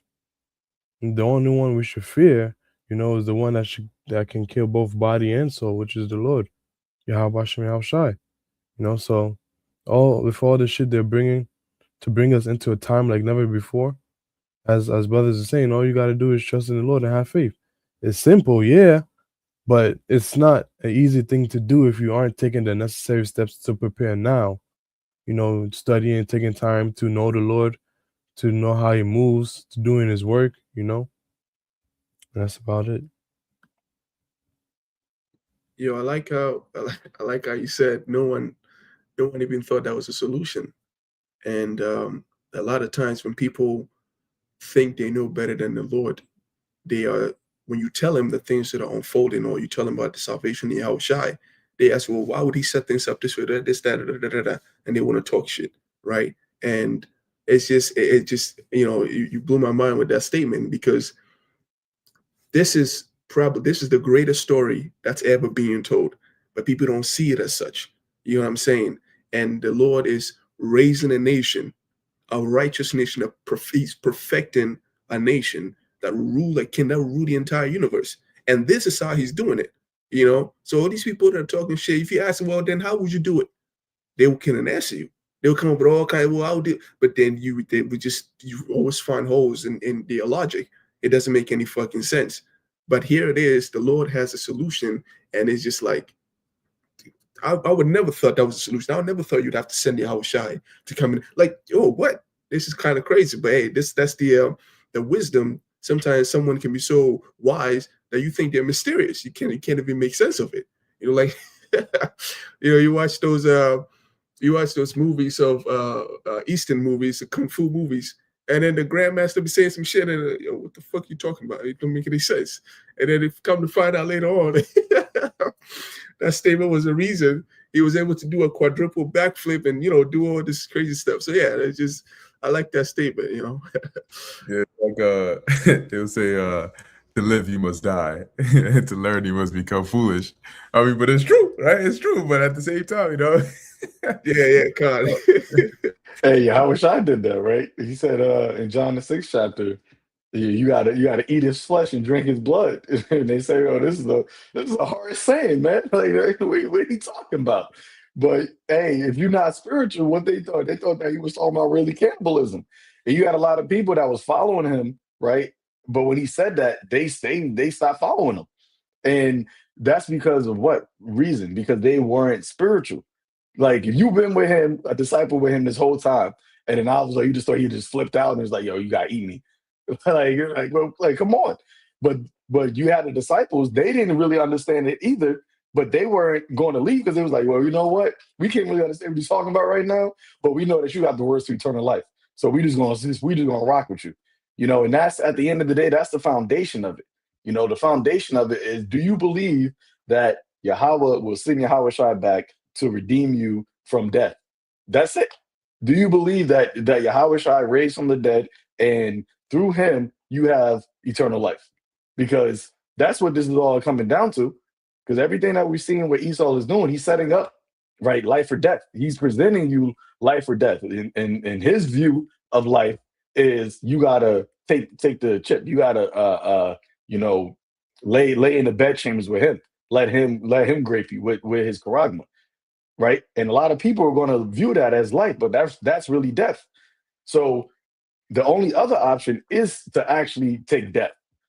And when you have the belief that, hey, we know what, Yahweh Shai can raise us and will raise us from the dead, then that's hey, I'd rather die, right? I'd rather actually, go, you can chop my head off, do whatever, because I believe that Yahweh Shai will return and deliver us and raise us up, but a lot of people look at that and think of that as actually being, and it's funny because you have a lot of so-called Christians, so people that claim they believe in the Bible, but they're actually afraid of death.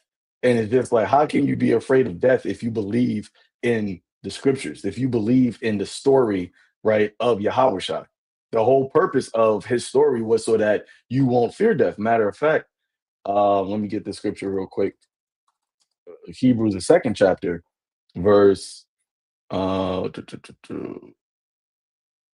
is it at? Oh, just bear with me. Hebrews chapter 2, verse 14. It says, for as much then as the children are partakers of flesh and blood, he also himself likewise took part of the same. So he came in flesh and blood, right? He came on the earth and lived a life of 33 years in flesh and blood, just like how we have. It says that through death, he might destroy him that have power of death, that is the devil, and deliver them who through fear of death were all their lifetime subject to bondage. See? So deliver them, which are who? The Israelites, really starting with the elect, that through the fear of death, they were all their lifetime subject to bondage.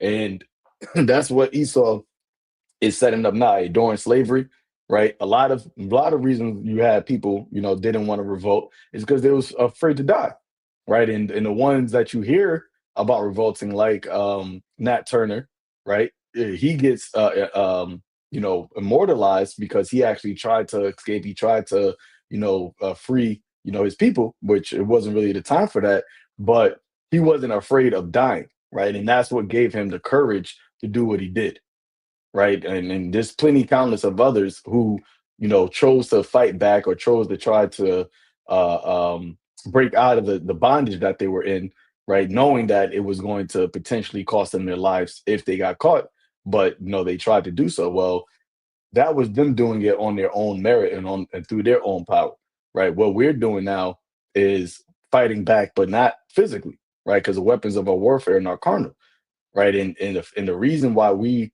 are not in fear of death is because of what Yahweh Shai did. See, so now when this devil comes with this, system, which once again is what he's setting up, you're going to have people that are afraid of death, even being afraid of being separated from society, because that is a form of death, right? You have to be dead to this world, right? And being separated from this world is like being dead to this world. And that's why even a lot of people, they can't, get down or come to the truth, because as Paul said, we die right to this world so that we can live in Yahweh Shai. And people don't want to die to this world because their life is in this world. They're entangled with this world.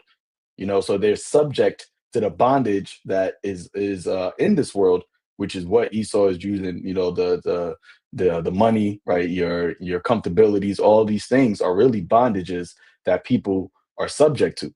Okay, but you know, for us, hey, we are like pilgrims on earth, so we're not bondage to these things, because the pilgrim, they go from one place to the next. You know, they're not a a native to a particular place. So anything at that place, they could just up and leave whenever they want to, right? Second Ezra, the 16th chapter speaks about that. But you got it. Yeah, got a quick precept here to back you up. In regards to the wisdom of this world compared to the wisdom of the Lord, and the separation between the elect and the non-elect, right? Even those who are even in Israel, right? This is a book of 1 Corinthians chapter 1, and start with verse 17. It says, "For Hamashiach sent me not to baptize, but to preach the gospel, not with wisdom of words, lest the cross of Hamashiach should be made of none effect." Right? So the Apostle Paul is saying, I'm not sent to use all these big, clever words. I'm just going to tell you exactly what the Lord said to tell you.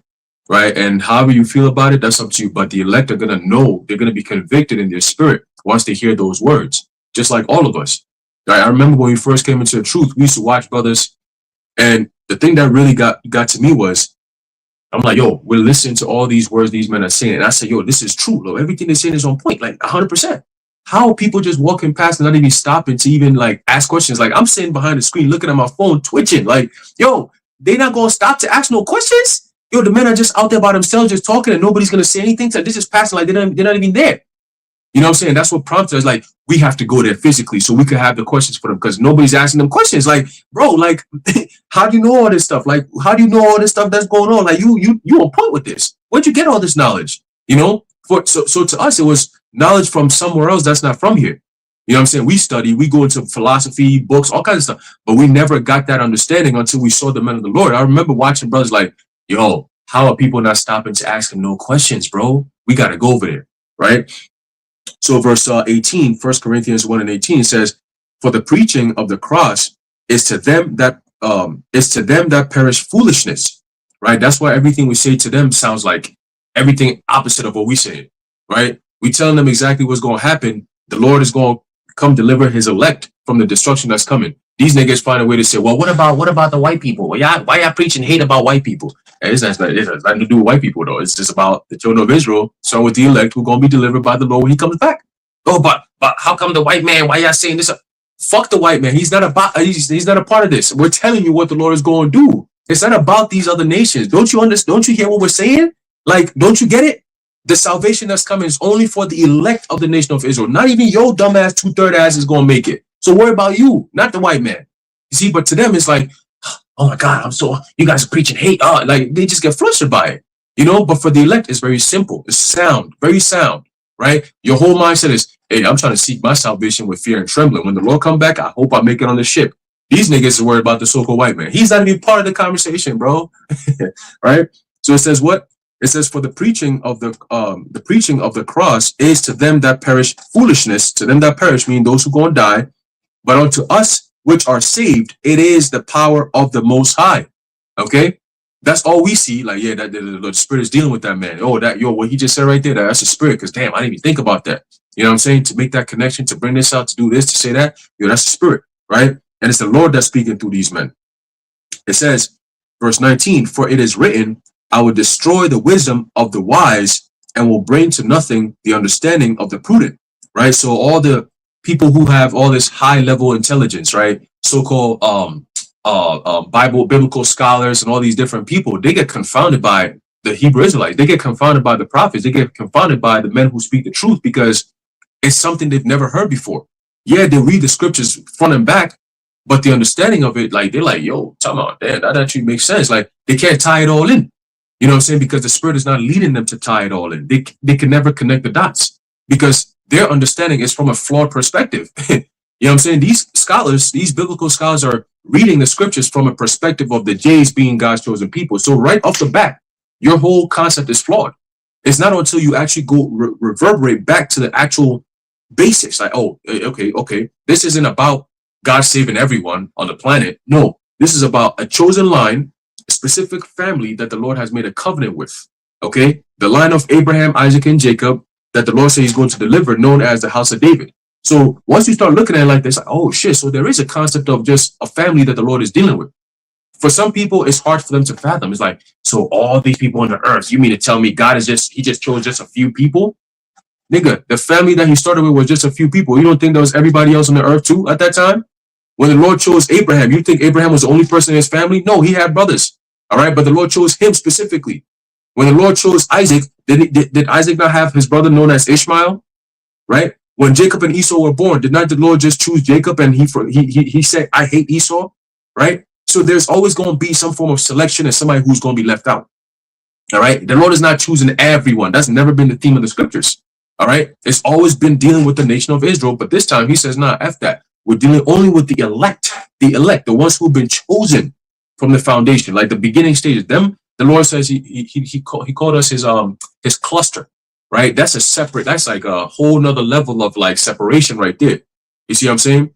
But for the people in the world who don't have that understanding, to them, again, it sounds foolish. It sounds like impossible. It sounds like hate. It's like, oh, okay, hate. All right, cool. Right? It says, verse 20, where is the wise? Where is the scribe? Where is the disputer of this world?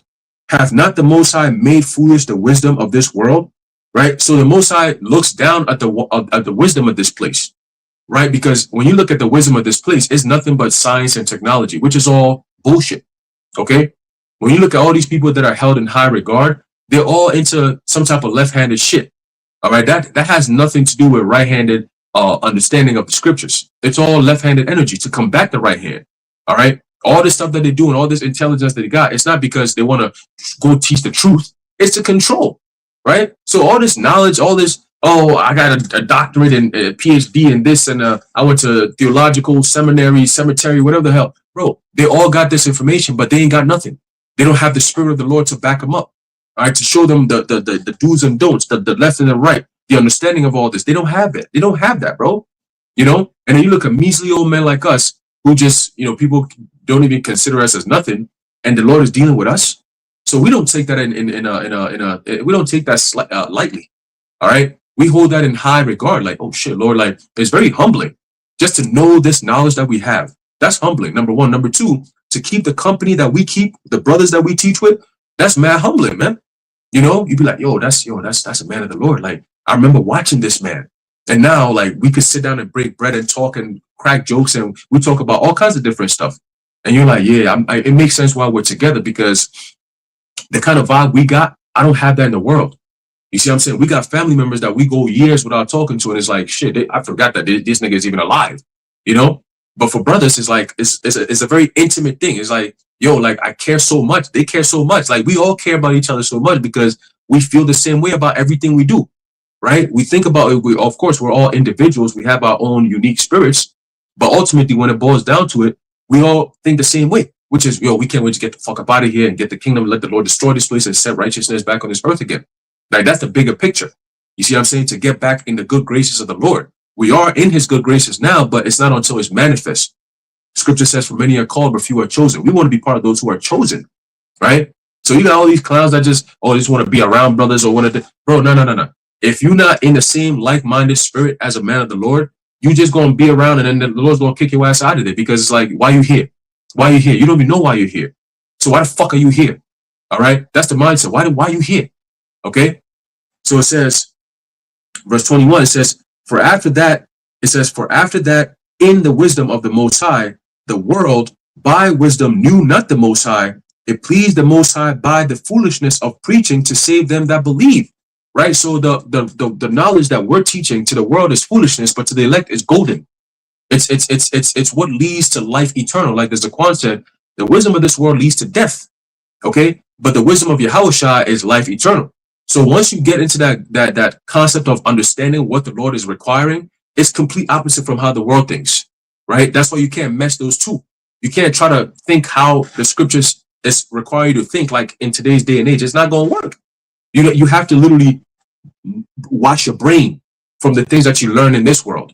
You see what I'm saying? Like, for example, the scriptures strictly speak against homosexuality. In this world, it's casual. to the point where people accept it. Like, it's like, oh, you could do it as long as you ain't bring that shit to me. We don't move like that. You know what I'm saying? To us, you could tell, even when we're at work, they do all this sensitive training, the sexual sensitivity training shit that we've been doing and all that. But deep down, when you got a mole passing by, you just have this disdain, but you got to control yourself because you're in the workplace, right? But other people, they're cool. Like, oh, it's like, to them, it's not even an anomaly. You know what I'm saying? It's just normal. It's like, oh, he's just gay. Like, okay, cool. For us, it's like, man, this fucking homo ass nigga, you better not come around me, boy, with that shit. You know, like, don't breathe the same air as me. You know what I'm saying? I'm gonna be professional about it, but deep down, boy, if I had my way, I'll hit you in the back of the head with a baseball bat and end this whole game right here for you. You know, that shit, you know, just put him out of here. You know what I'm saying? Get him up out of here. But you got it. He probably got it. Hey, Khan. Now, I just want to add to your point, bro, that you know, the aura, the spirit that we come in, it's like a demon repellent. So a lot of them niggas, like, they'll be in that vibration and they just see us and they're like, oh, okay, let me just walk the other way. You know, because they see the austerity on your face, like, excuse me. When they see the men of the Lord, like, you might be in certain places and you see a bunch of moles walking around and they look at you, they're like, oh, hell no, I got to get out of here. It's getting too hot in the kitchen. Because they see, like, yo, this man, he's a serious man. He's an actual man. And he's not going to tolerate my bullshit. I can't pull this sassy fuck shit I be on in front of this man because he's not going to tolerate this shit. And I be, especially when I be out with my seed, I be looking at people like, motherfucker, I'll just give you a look. Like, just try it, nigga. Just try it. Not to say that I'm carnal, but it's just the spirit that you in is like, yo, we serious about this thing, man. We serious about truth. And we serious about serving the Lord. So if you're going to come over here and try to mess up what I got going on, you know, and shit, yo, it's going to be something to pay. And it ain't going to be necessarily me doing something. I'll defend myself if somebody try some shit, but it's just that we gonna take our complaint to the Lord. And then when we do that, then it's over for your ass, man. But I have a scripture for the brother Aharon going into what you said. Sirach 2:12, woe be to fearful hearts and faint hands, and the sinner that goeth two ways.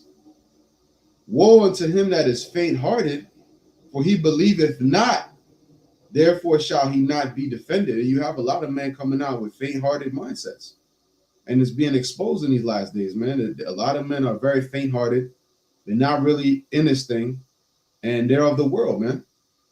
And it comes out, you know, you can hold on to things and try to play the part for a while, but eventually you're going to get exposed, man. And this the 14th verse is in a reference to what the Zaquan brought out earlier, dealing with those that were following Yahweh Shai, and they heard him say something that they didn't understand, dealing with consuming his flesh and drinking his blood. Basically, they lost patience in that moment, because instead of saying, like, this man clearly has the keys, he clearly has the gift, you know, he's the son of the Most High, he has everything we need. So if he says something and I don't understand it, it's not a him problem, it's a me problem. And I need to sort it out so that I can understand or be patient and wait. And then when the Lord is dealing with me in a certain time, I'm going to get it. And a lot of times with certain things in the doctrine, it's like that. When you hear it at first, you might be like, man, I don't know about that. But listen, I'm going to just be patient, and may how about Shem Yahshua open my mind to receive it. Especially I'm talking about when we first came in.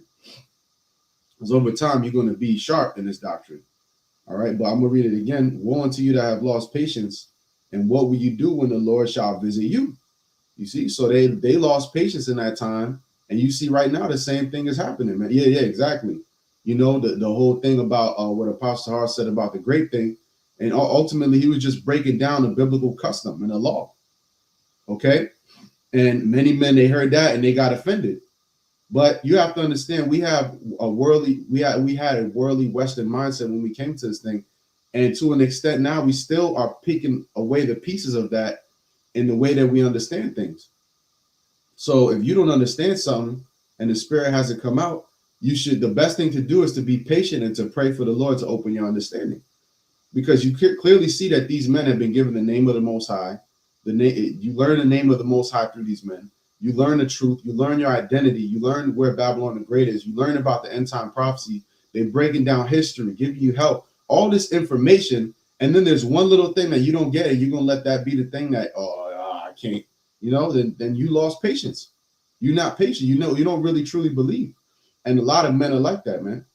You know, they were just waiting for that one little thing to pop up so that they could throw their hands up and act like a diva, you know, instead of being patient, man. You know, instead of actually having patience. That's what the scripture is all about. Patience, the patience of the saints, and your patience possess your souls. How many times the scripture talks about patience? But then when a nigga gotta be patient, it's like, oh, come on, man, patience. I knew I had to be patient, but this, you know, this is too much. And that's where we get tested, because it's easy to talk about it, but it's oftentimes much harder to actually apply it. You see, so many can talk the talk, but who will be able to walk the walk with Yahushua? That's the question. You know, but you brothers got it.